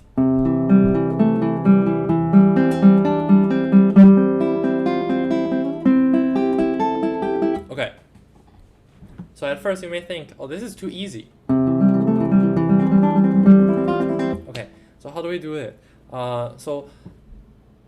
Now I find that it is so treasurable that this is easy in the context, so I can actually exercise all the details. So in this case, so we make sure there's a rule, like all the more repetitive the notes are, the less important they are. So all the blue notes, they are grass, they are air, they're the blue sky, they're the ocean. So we just make them the background. They are the atmosphere.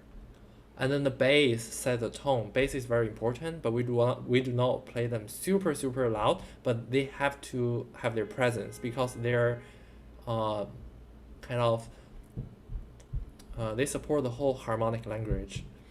And then maybe one of the most important thing is the trebles, the melody. So in this case,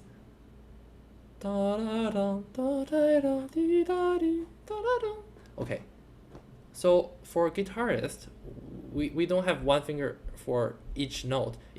We have to split our two fingers and two hands, and then maybe the right hand point finger and relates with left hand middle finger and such. So we really need to isolate the muscle and cultivate our independency. So in this case, we want to highlight the red notes and minimize the blue notes. So this is the first step.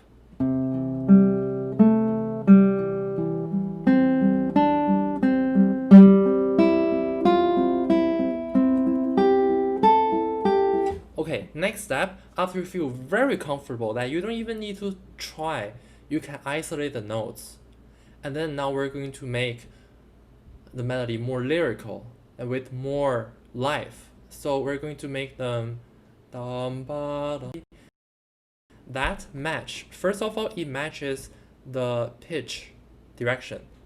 And second of all, it actually matches with, so when we have 4 beats, is strong, weak, semi-strong, and weak. So this is just at the point of semi-strong, the 5th note. So it kind of everything falls together perfectly. So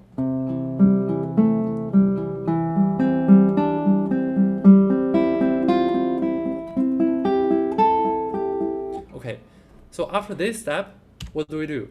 So we're good with etudes. Now there is a very beautiful piece we would love to learn from a long time ago. So Jazz Bach, very beautiful cello suite.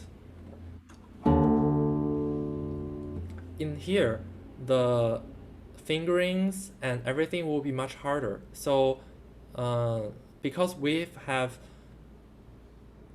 cultivate our muscle training in the easier etudes, so now we can focus more attention. It will be easier for us to play music. For example, this one is very same. all the blue notes, their background, and then the kind of the higher lines, we try to highlight them, and they have to be lyrical. So in this case, it's also dum ba dum bum ba dum. Okay, so it sounds like this.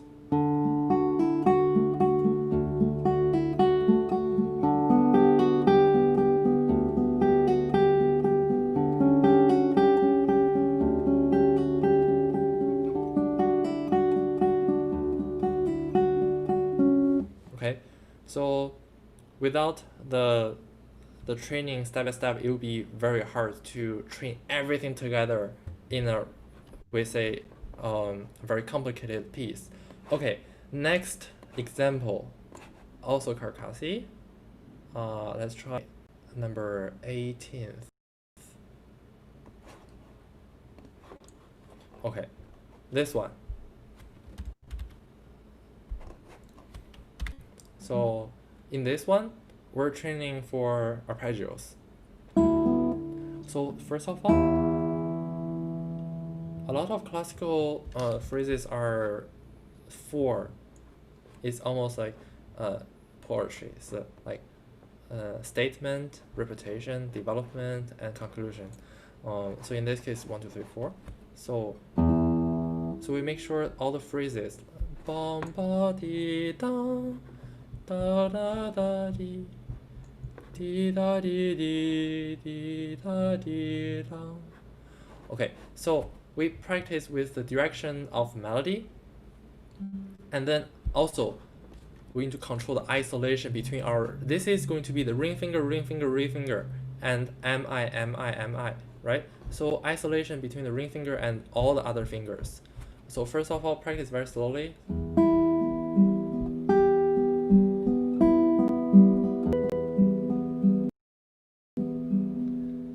Separate as much as possible, okay? And then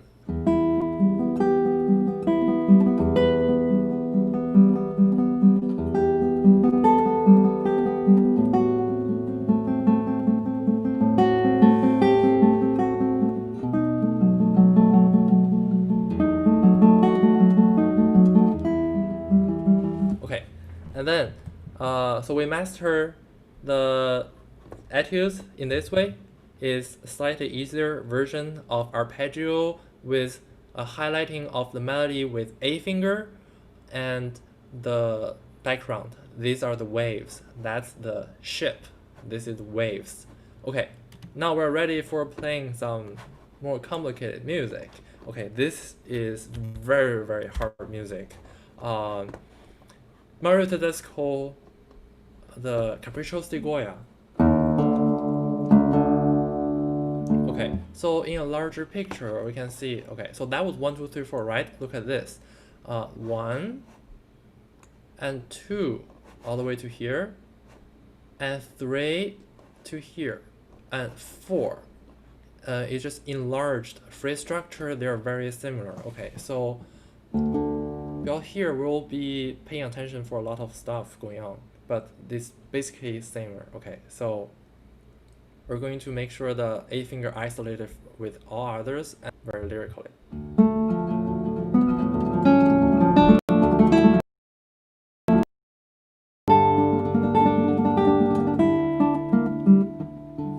This first one, and then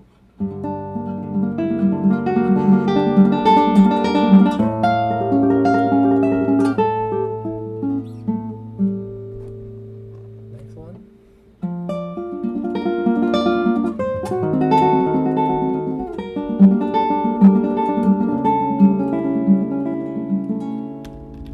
Last one, then.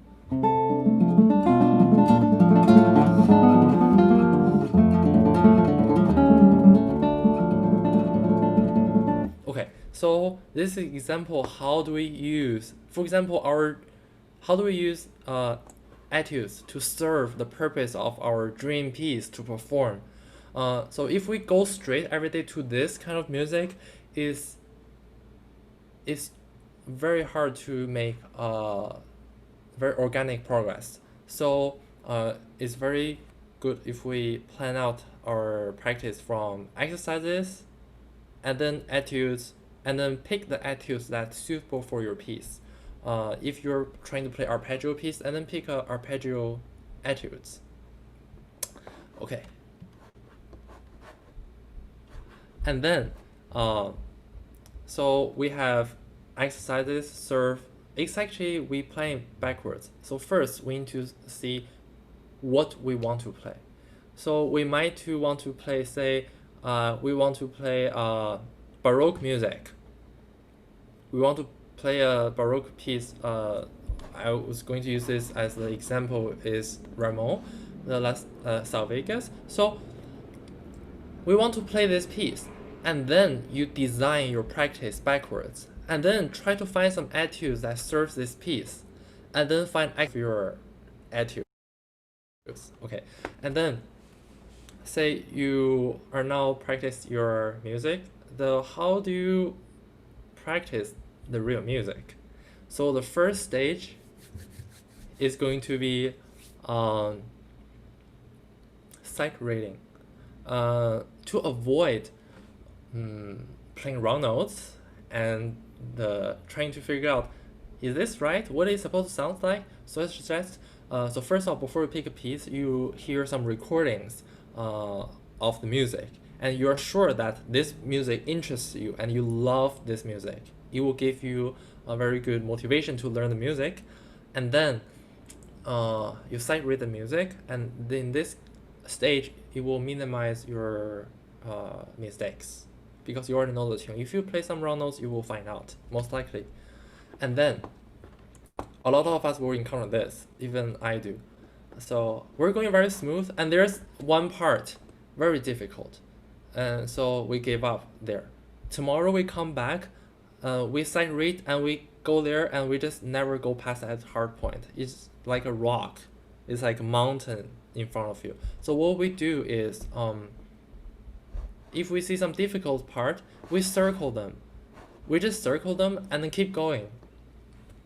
We after you go through the whole piece, there might be 3 chunks of music, and it's really figured out. So it's okay. Ask your professional friend or your teacher to help you figure out how do you play those measures.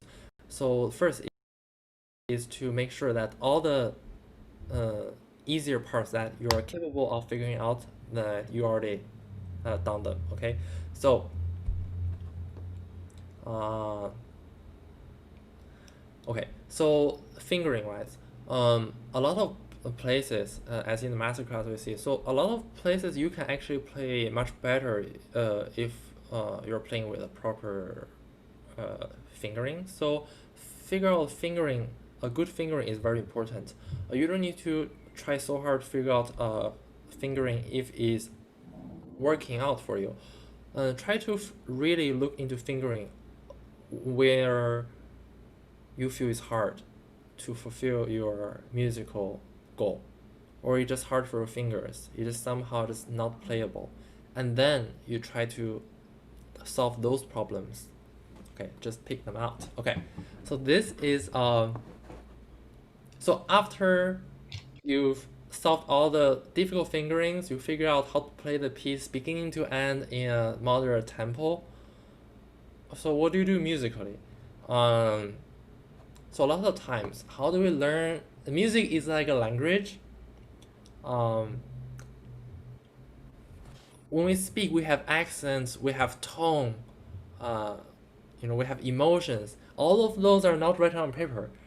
So we cannot really learn music or language just based on paper, a piece of paper. Then I would sounds like a AI robot. Okay, so we learn from imitation. So for example, this music. This is Rameau, and originally for keyboards, writing keyboards in the Baroque period.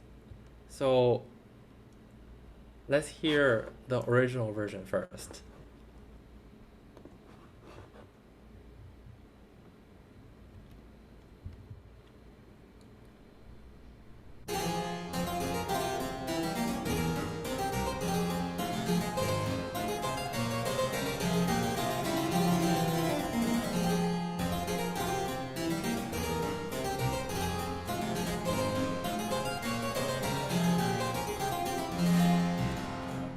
Okay, so that is a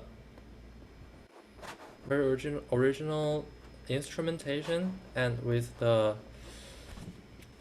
articulation and everything. Okay, so how do we listen and learn from them? Say, okay, I'm playing a Bach or playing anything.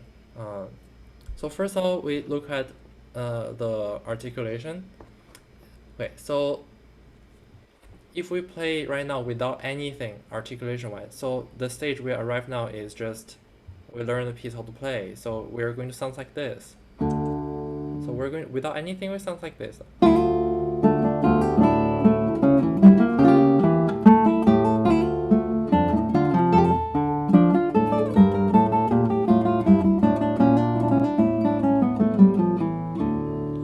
Like this, very plain.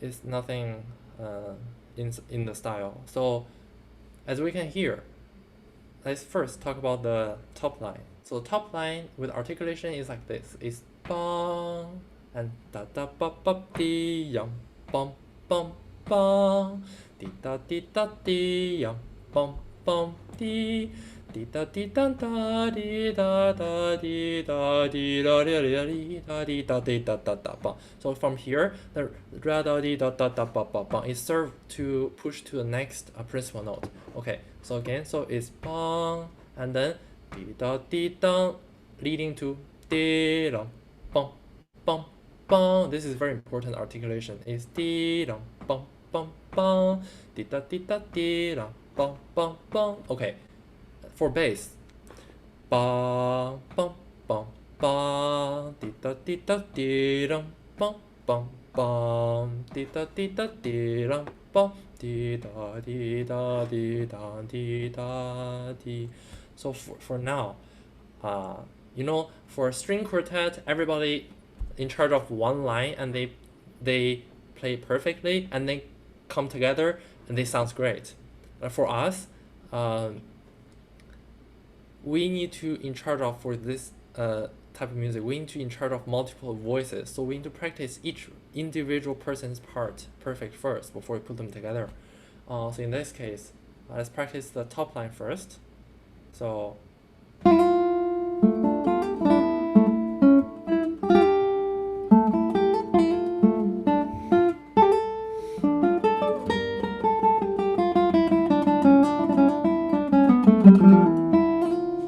okay, so on bass line it's going to be like this. So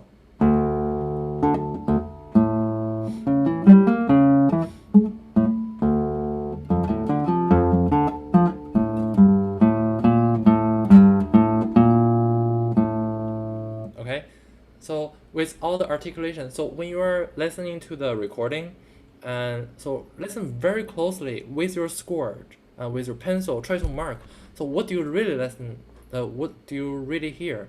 So you can first maybe mark the phrasing, and then here again mark what you hear on the articulation on the top line or on the bottom line, and then try to practice them individually first. You will find out, wow, why do I play less notes, but it feels even harder. So when you play individual line, it may feel even harder than playing everything together. Okay, so all together in slower tempo is so.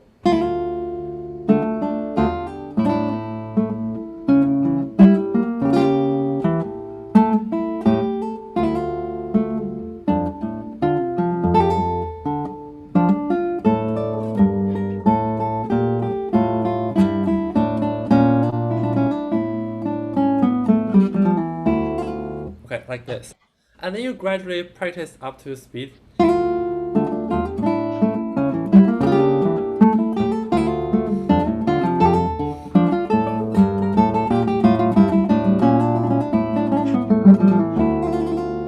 So like that. So that is a process, shrink very small. So that is process of how we learn from existing musicians. Oh, Michael, I think. Hi, Michael. I'm here, TY. Yeah, I think you're. I can hear you. I think. Oh wait, or I can hear somebody maybe.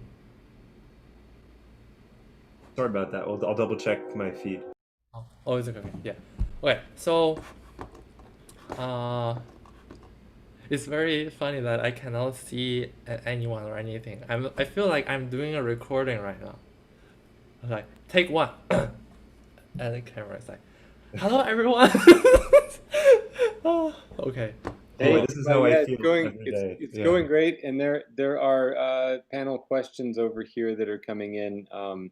Sungmin Shin asks if we can discuss a bit the managing practice of serious students who are preparing for auditions, recitals, and competitions. Once you're done with this phase, I just wanted to let you know that those kinds of comments are there in case you didn't see them. Thank you. So, let me see. Managing practice for serious students that are preparing for audition, recital, competition. Okay, of course. Okay, I'm going to do that. I think right here I'm almost done. I want to share a few videos about what kind of music we should be listen to, and that's not exactly the right words. It's about like what kind of things we're looking for when we're listening or watching music videos of other great artists, great musicians when they're playing something on YouTube or on live concerts. What should we listen to? So I'm going to show you just two very short clips. I'm going to only play you a few seconds and share with you what I see and what I treasure and what I could take from them for ourselves artistically. Okay, and I'm going to go to the question. So first one, I'm going to share with you. This is one of my favorite players, Italian player, Lorenzo Maccali. This piece of music, he's not even playing an instrument or anything. He is playing his soul. He's penetrated the traditional way of performing. That is, I'm playing a guitar, or I'm playing this piece. You only can feel this is beautiful. Okay.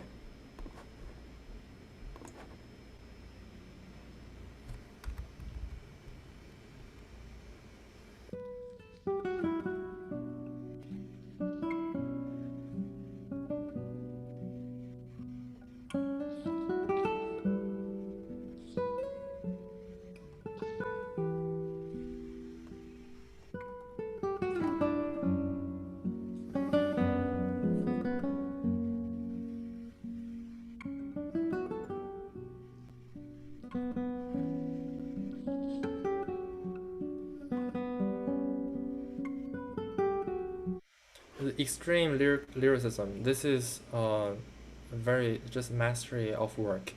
Okay, so music like this, when you hear, you will really be impact even if you don't really try. Okay, another thing. This is a piano performance by Lang Lang. So when his solo comes in at the very beginning, you can really feel his how he holds the line and the music is totally going through his direction. It comes with just hours and hours of hard work and trying to pursue the artistry. Okay.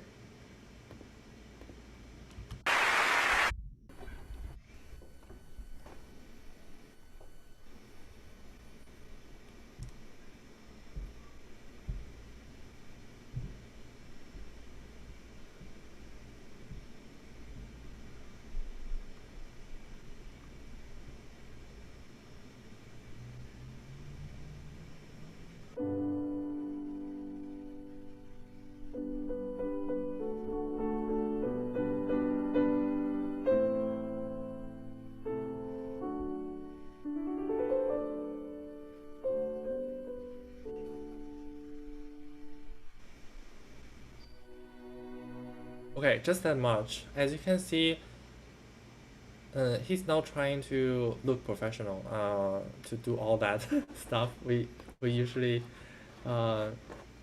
we're told when we're playing that after you play something you need to hold your movement. He's really in the music, and that comes very naturally at that point, and that's very impressive. Okay, enough of that.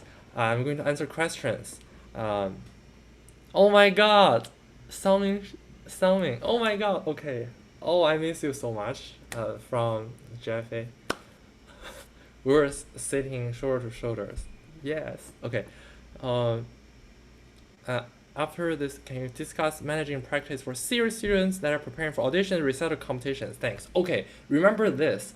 So you need to work smart and work hard. There's no way, you have to work very hard. Okay. So how do we work smart? Okay, so first of all, record yourself. Be objective. It's like we take photos of ourselves, we never love them. We just say, no, I look far better in the mirror. I look better than this. This is the best photo of myself. But for recordings, and we all know it's like, that's exactly how you look. So if you want to improve, you really have to look into the ugly self and then try to improve it. So when you hear back your recordings, circle every place that you think it's just temporary mistake. Next time I will never play that place. I will never screw up that place again.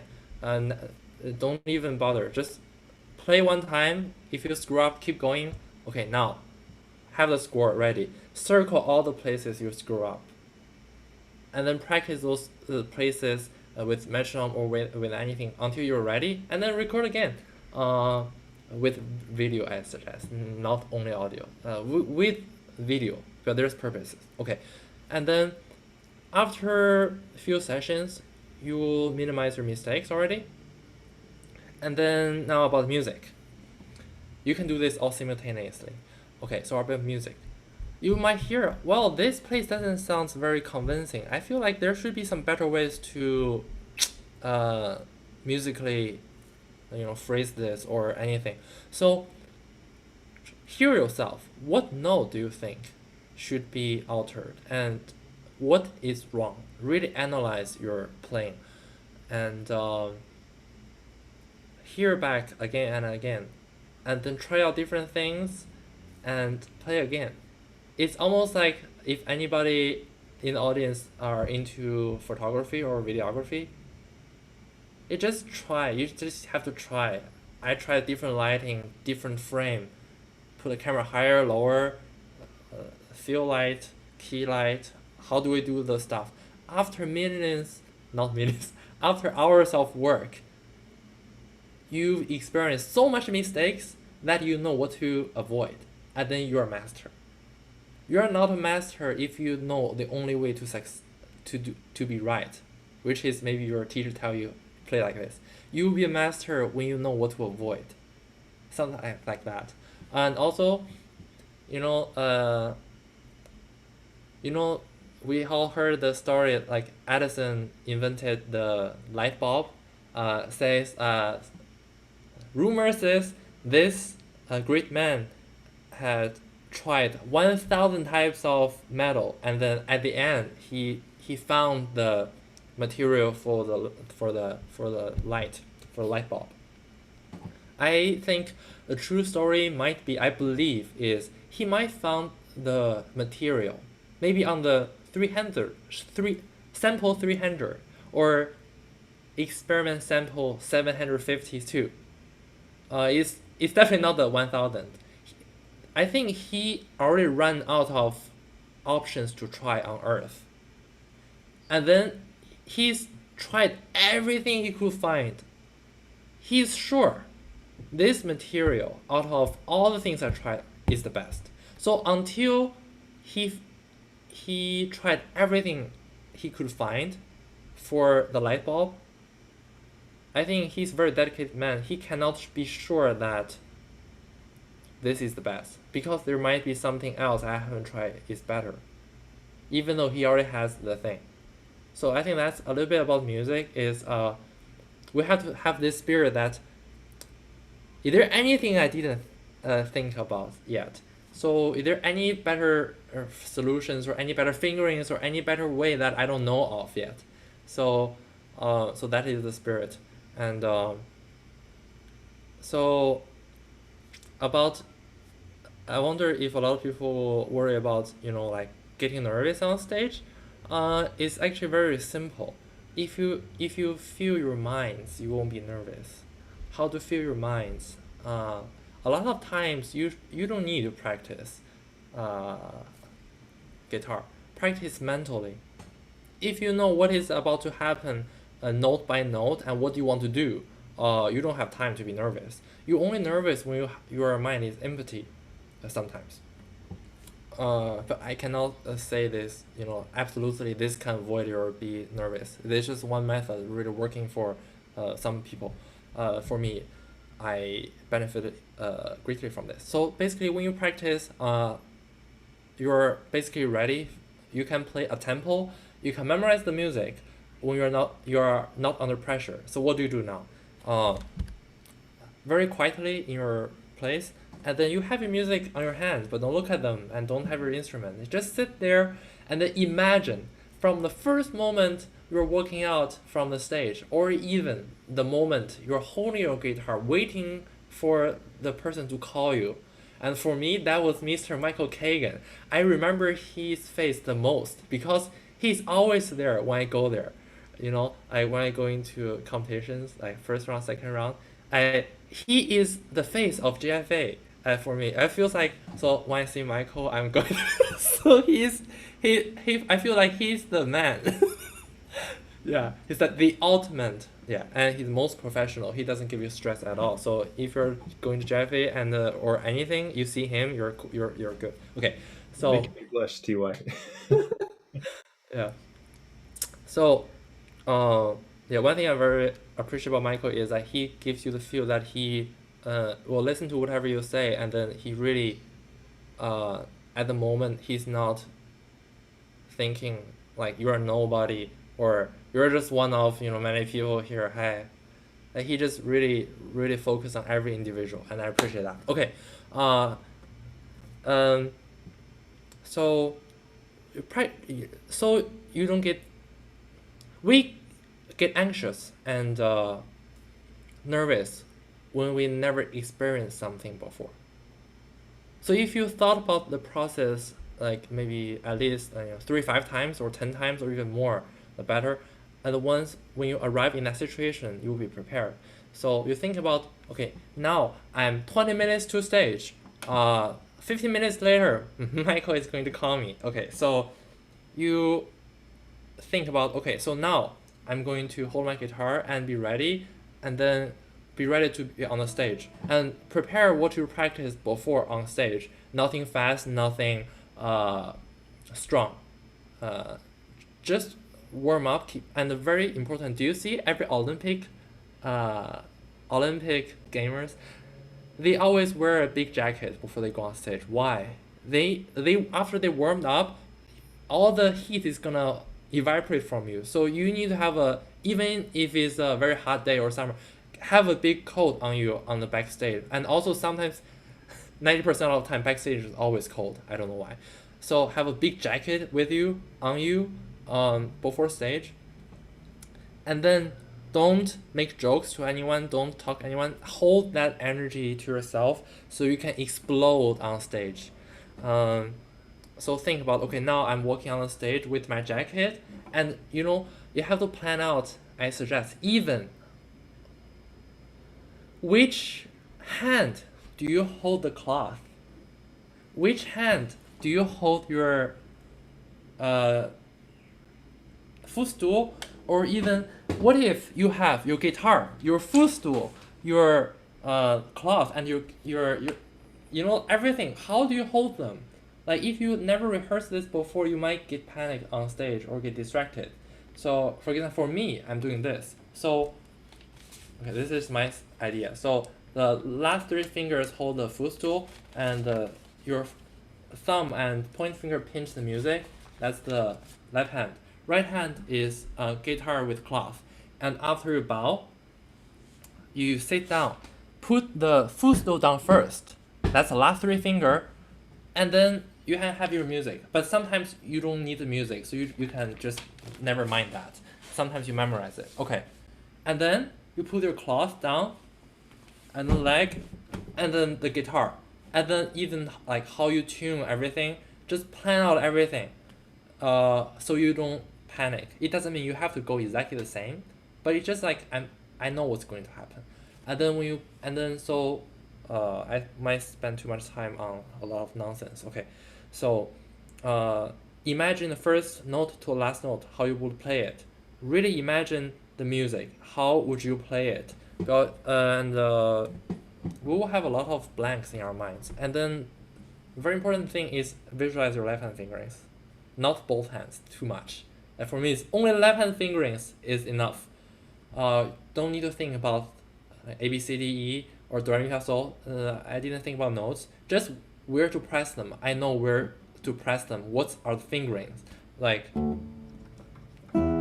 it's like, okay, Romanza di Amor. It's like, di di di di da da da di da da da da da da da da di da da. So I know the finger. I can picture the fingering, left hand fingering, and then close my eyes, and then have the whole music throughout. If you can do that without mistake or stopping, you're pretty. You're ready.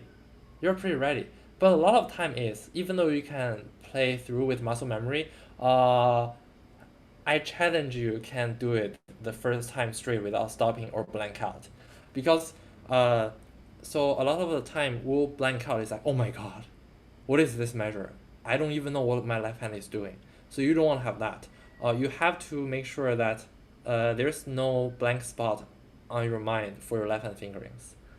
And then the mental training can also, a lot of the advantage is about help you to visualize the music direction.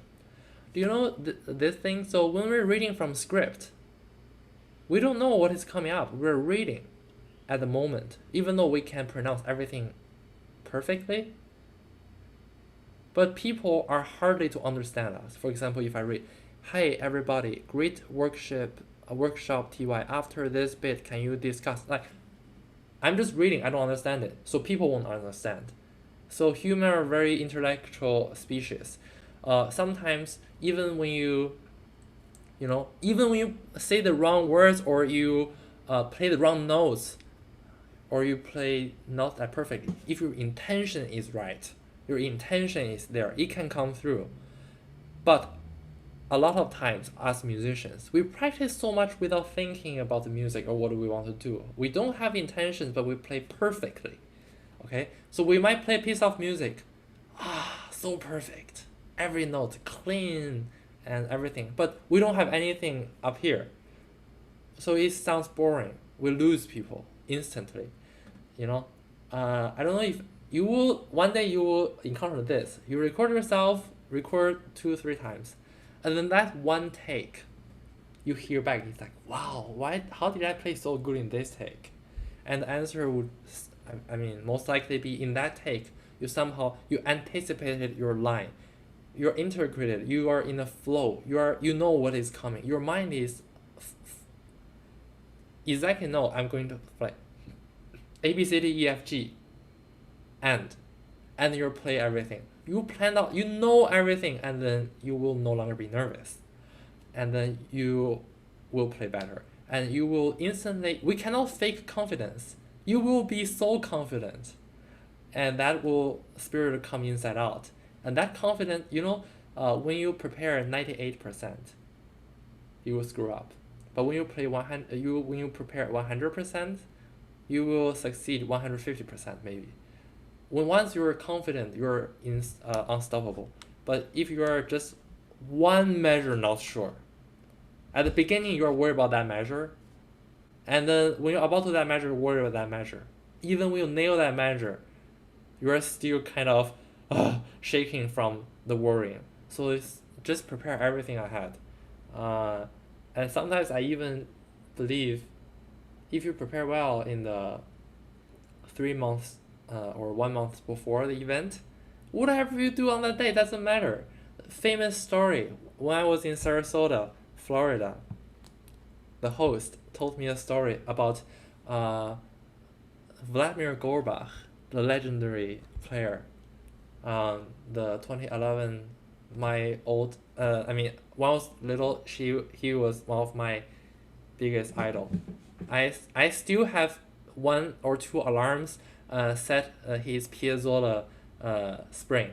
I love it that much. I set it to my alarm here every morning. Okay, so because he was so ready, so on the day of performance, he was asking Rudy, the host, hey, oh, that's such a nice kayak. Can I try your kayak? So on the day of performance, he's not even practicing. He went out to kayak. And then he made it back and just kind of, I don't know, hours before the performance, and he just went to perform. Yeah, he's so ready. So if you're ready, it doesn't matter what you do. And otherwise, if you're not ready, you can try to practice so much on the 2 days before, but you still will feel kind of, yeah. So in conclusion, that was record yourself, be very objective, solve all the problems, try not to think less of all problems, treat them very seriously, and then mental practice. Okay, what was the last aha moment you had in your own practice? Hard question. Oh my god. Okay, aha moment, my own practice. One big one would be record yourself, of course, and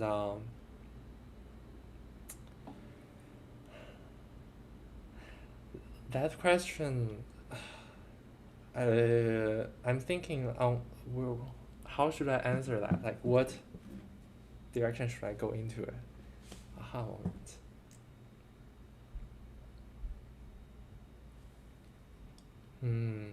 You know, sometimes humans are reluctant to change. We practiced a new piece for 3 months, and I'm getting so comfortable with it. And then one day, I see a player, or my teacher told me, you know, I think there's in this measure, I have a better fingering for you. Or do you think this is better fingering? Or somebody did something you really like. He's like, oh my god, that sounds so good. It's better than my solution. But you don't want to change extra work. You have to work so hard to change it. So a lot of time you feel, this is acceptable. You know what, I'll just, compromise like this. It's fine. It's just, people are not going to notice. It's just going to be, half second flash away, it's gone. But the truth is, once you know there's a better solution and you don't do it, and you cannot how to say, you cannot like cheat yourself. It's a better way. So don't be afraid of change. Like, really, if you see something better or something, do the work to change it, and then you will feel so much more rewarding after that. Yeah. And for example, I was using Windows computer. I love Windows and the Mac products both. So how Windows, the scrolling is one way, right? The scrolling is the opposite of Apple product. It's a pain in the ass. Sorry, and am I not allowed to say that? I'm gonna pass this time. Okay, it's very uncomfortable. And so at first I was searching for apps to reverse scroll. So when I first switched to a Mac product, I was like, okay, I'm going to use the old way. And then I figured out, you know what? It kind of makes sense to scroll the other way. It's more, as if you're actually scrolling the paper. You go down, it's going down. You go up, it's going up. And it's very confusing, but I tried to switch for 2 days. And I told myself, you know what? Just try it. If it doesn't work, you can switch it back. And I'm glad I tried it. So now I use there's like plan B. Oh, so I experienced a new world. You know, a lot of time this is like fingering. It doesn't mean, oh, Mac is better or PC is better. No, or which way is better. They're all personalized settings. It's preference. But wouldn't it be better if you know more ways, so you have more language or more tools in your pocket? It's like I know 3 ways. It's like on my Instagram, I put there, I figure out 4 ways to do the beginning of Concerto de Aranjuez. Like all 4 ways. Like which one is the best? I mean, there's no clear answer. Otherwise, I wouldn't be struggling because every choice has their own spark and beauty. So yeah, I think that's one thing. So try more things. Be open. Don't limit it to, yeah. TY, if you could give your younger self some advice, what would you tell him? Okay, I've watched an interview of somebody, and this really speaks out. Okay. So I would tell myself, or even now, that have no fear of perfection. You've never reach it. That's a good one. This is a good one. And then when I heard it, I was like, wow. That actually, you know what? I take back all what I said about nervous. That takes all the nervous away. Actually, just no fear of perfection. You know, we could say this. Just just like you can say, screw it. You know, it's fine. I'm not going to die. You know, just there's never perfection. Everybody makes mistakes, and then you're in the moment to do whatever you do. No fear. Yeah, it's always almost like everybody dies, so enjoy life. So that really punched me in the heart, and yeah.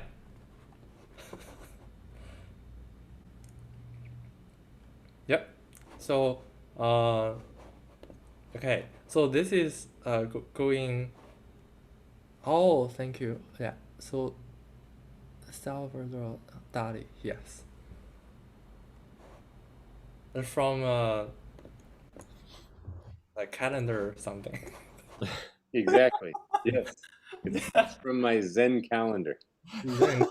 Then calendar. Yeah. It's something I should know, but I don't.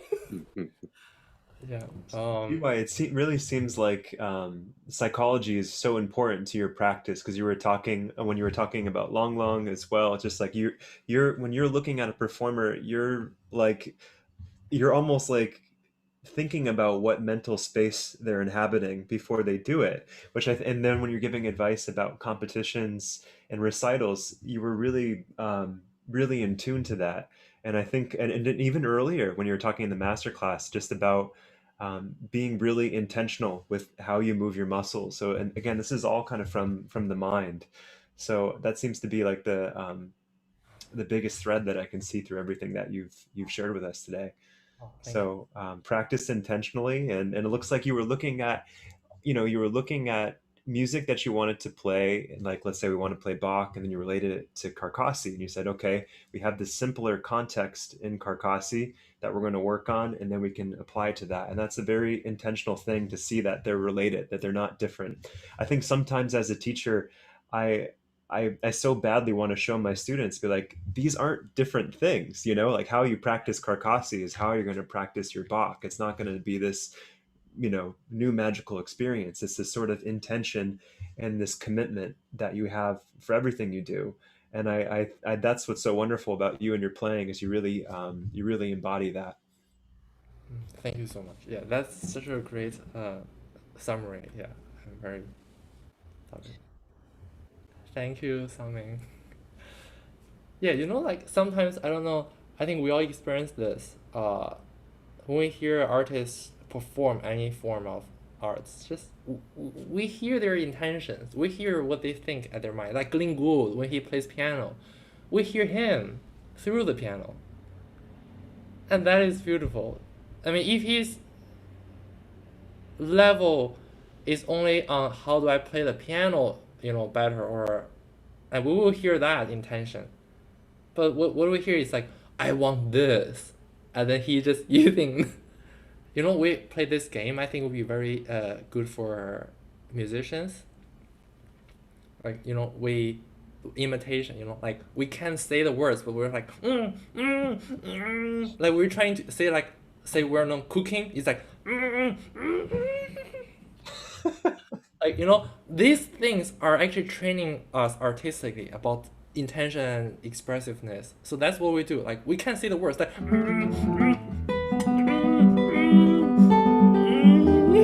I love you. I can't say it, but this is the game.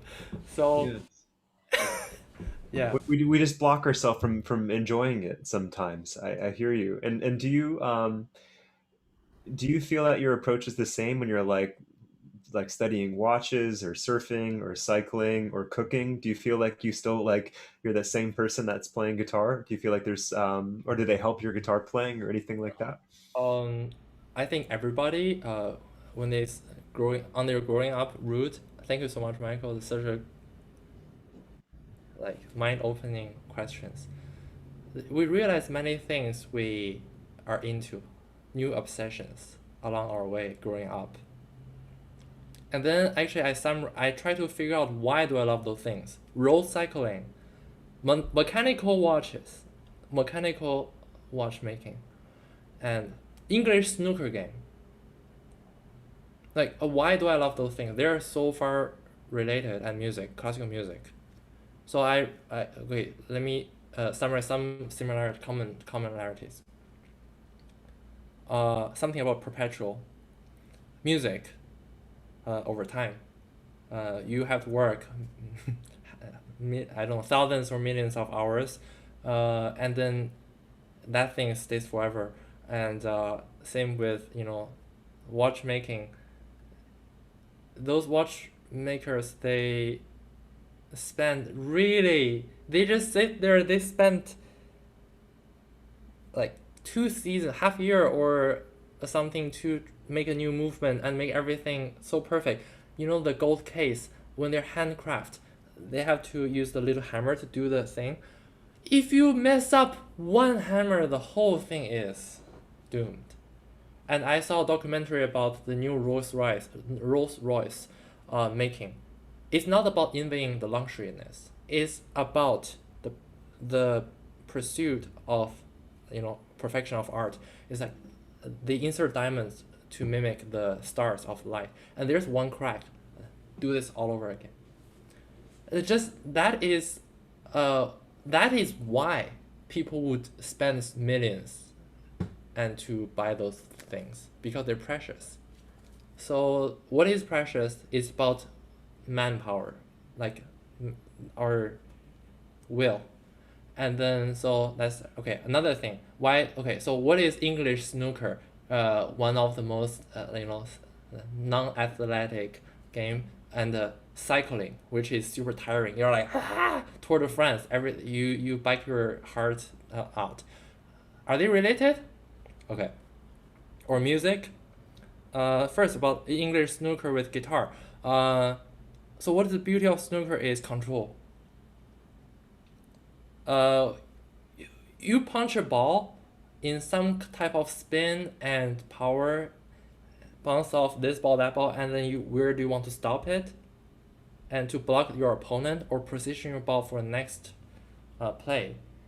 That is the beauty. It's not about how powerful you can play, or I can play the loudest, or I can play the fastest. No, it's how well you can manipulate it.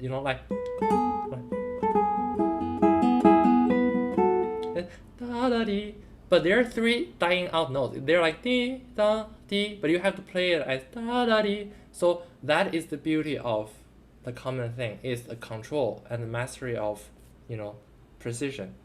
That kind of resonates with watchmaking. And then cycling is about mental will. You don't have oil, no gas, man and machine, and you're against each other, it's about it's not really about like do you want to win. It's like where's your limit, like can you endure more, because the more there's always give and take. It's like the more you work hard or you're in, and the more happiness you might get. It's very interesting, and all that struggle sometimes can help you work harder, and sometimes it's a very healthy thing. And yeah.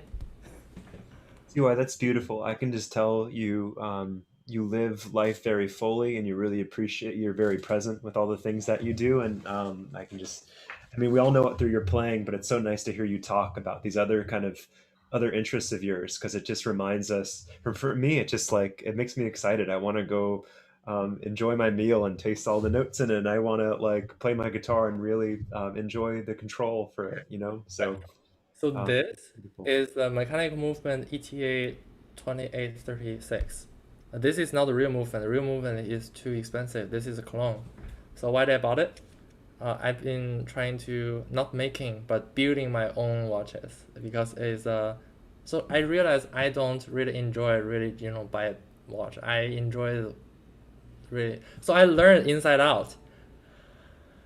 I learned how to assemble this one, like two pieces and together. And sometimes during the summer, sometimes it's just so tiring from. I just want to get out of it, my mind. And it's actually a practice for concentration, and muscle control. So I have all the tools. I just sit here, put some music, not fancy music, some playlist, and with the light, and I sit there. 3 hours pass so fast. 5 hours pass. I disassemble, assemble, and after you're so frustrated when you did something wrong, it doesn't work. And then when it starts to tick again, and then you're like, that satisfaction you cannot buy. Yeah.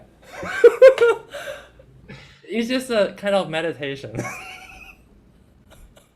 Well, I love it, and there seems to be so many moments of that in your life. So you're just kind of always in that zone, whether it's watchmaking or practicing or cooking or something. You just seem like you're constantly in it.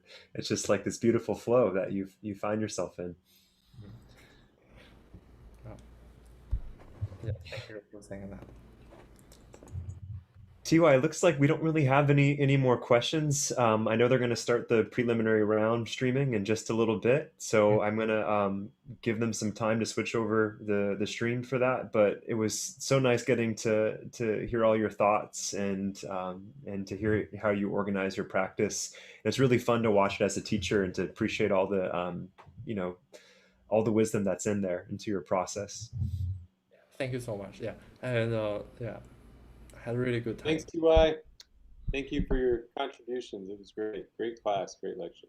And everyone, stay tuned for tomorrow at 8 p.m. to watch TY's concert. We're so thrilled to broadcast that. So see more of TY at 8 p.m. tomorrow. Thank you, Michael. Thank you, Professor Steven. All right, I'll catch you. I'll talk to you soon. All right. Yep. TY.